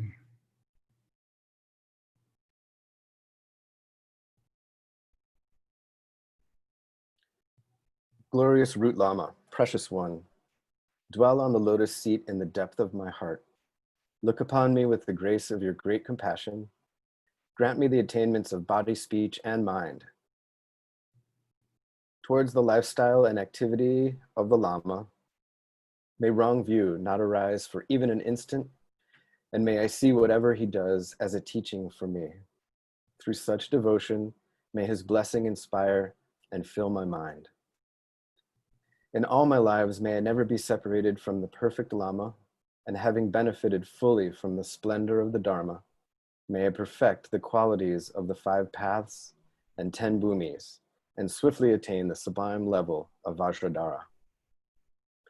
Through his merit, may all beings complete the accumulations of merit and wisdom, and so attain the Dharmakaya and Rupakaya that come from merit and wisdom. Through all the merit that beings have, whatever they have done, will do, and are doing now, may they attain the very same stages of perfection as Samantabhadra did, just as the Bodhisattva Manjushri knew to be the way, and Samantabhadra too. I shall follow in the footsteps of all the Bodhisattvas and make a perfect dedication of these merits. As all the Buddhas, past, present, and future, praise the dedication of merit as supreme, all my sources of merit I dedicate completely, so that all may perfect Samantabhadra's good actions. In all my lives, wherever I am born, may I obtain the 7 qualities of birth in higher realms. As soon as I am born, may I meet the Dharma and have the freedom to practice it correctly. Then may I please the noble Lama and put the Dharma into action day and night. May I realize the Dharma, actualize its innermost meaning, and so cross the ocean of existence in this very life. May I teach the sacred Dharma to beings wandering in samsara, and never tire or weary of working to help others. Through my vast and impartial service to others, may all beings attain Buddhahood together as one. Yes, thank you for that. Thank you for everyone participating in this virtuous event. And I think we are continuously tomorrow. We'll start with page 105, end of page 105. Yes. And any announcement to the audience or anyone? I'd just like to thank everyone for attendance today, and we look forward to seeing you at the same Zoom link tomorrow, August 23rd at 10 a.m. in the morning. Thank you, Rinpoche, for your teaching. Thank you. Yes. Thank you very much. Good evening, and do some Jew practice. All right. Thank you, everyone, for your attendance. It's heartwarming to see all the names on the list. And perhaps tomorrow in the afternoon, we'll work out a way that you could all speak or ask questions for Rinpoche. So. Yeah, I will keep the question also for tomorrow. Good. Okay. Oh, Mane Padme Hum. Thank you. Oh, Mane Padme Hum. Okay. Good night, Khenpo.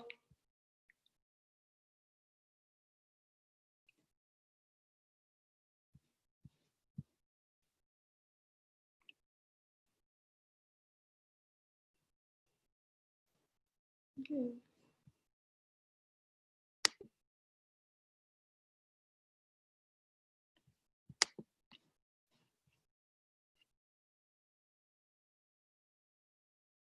Oh, let me stop the recording.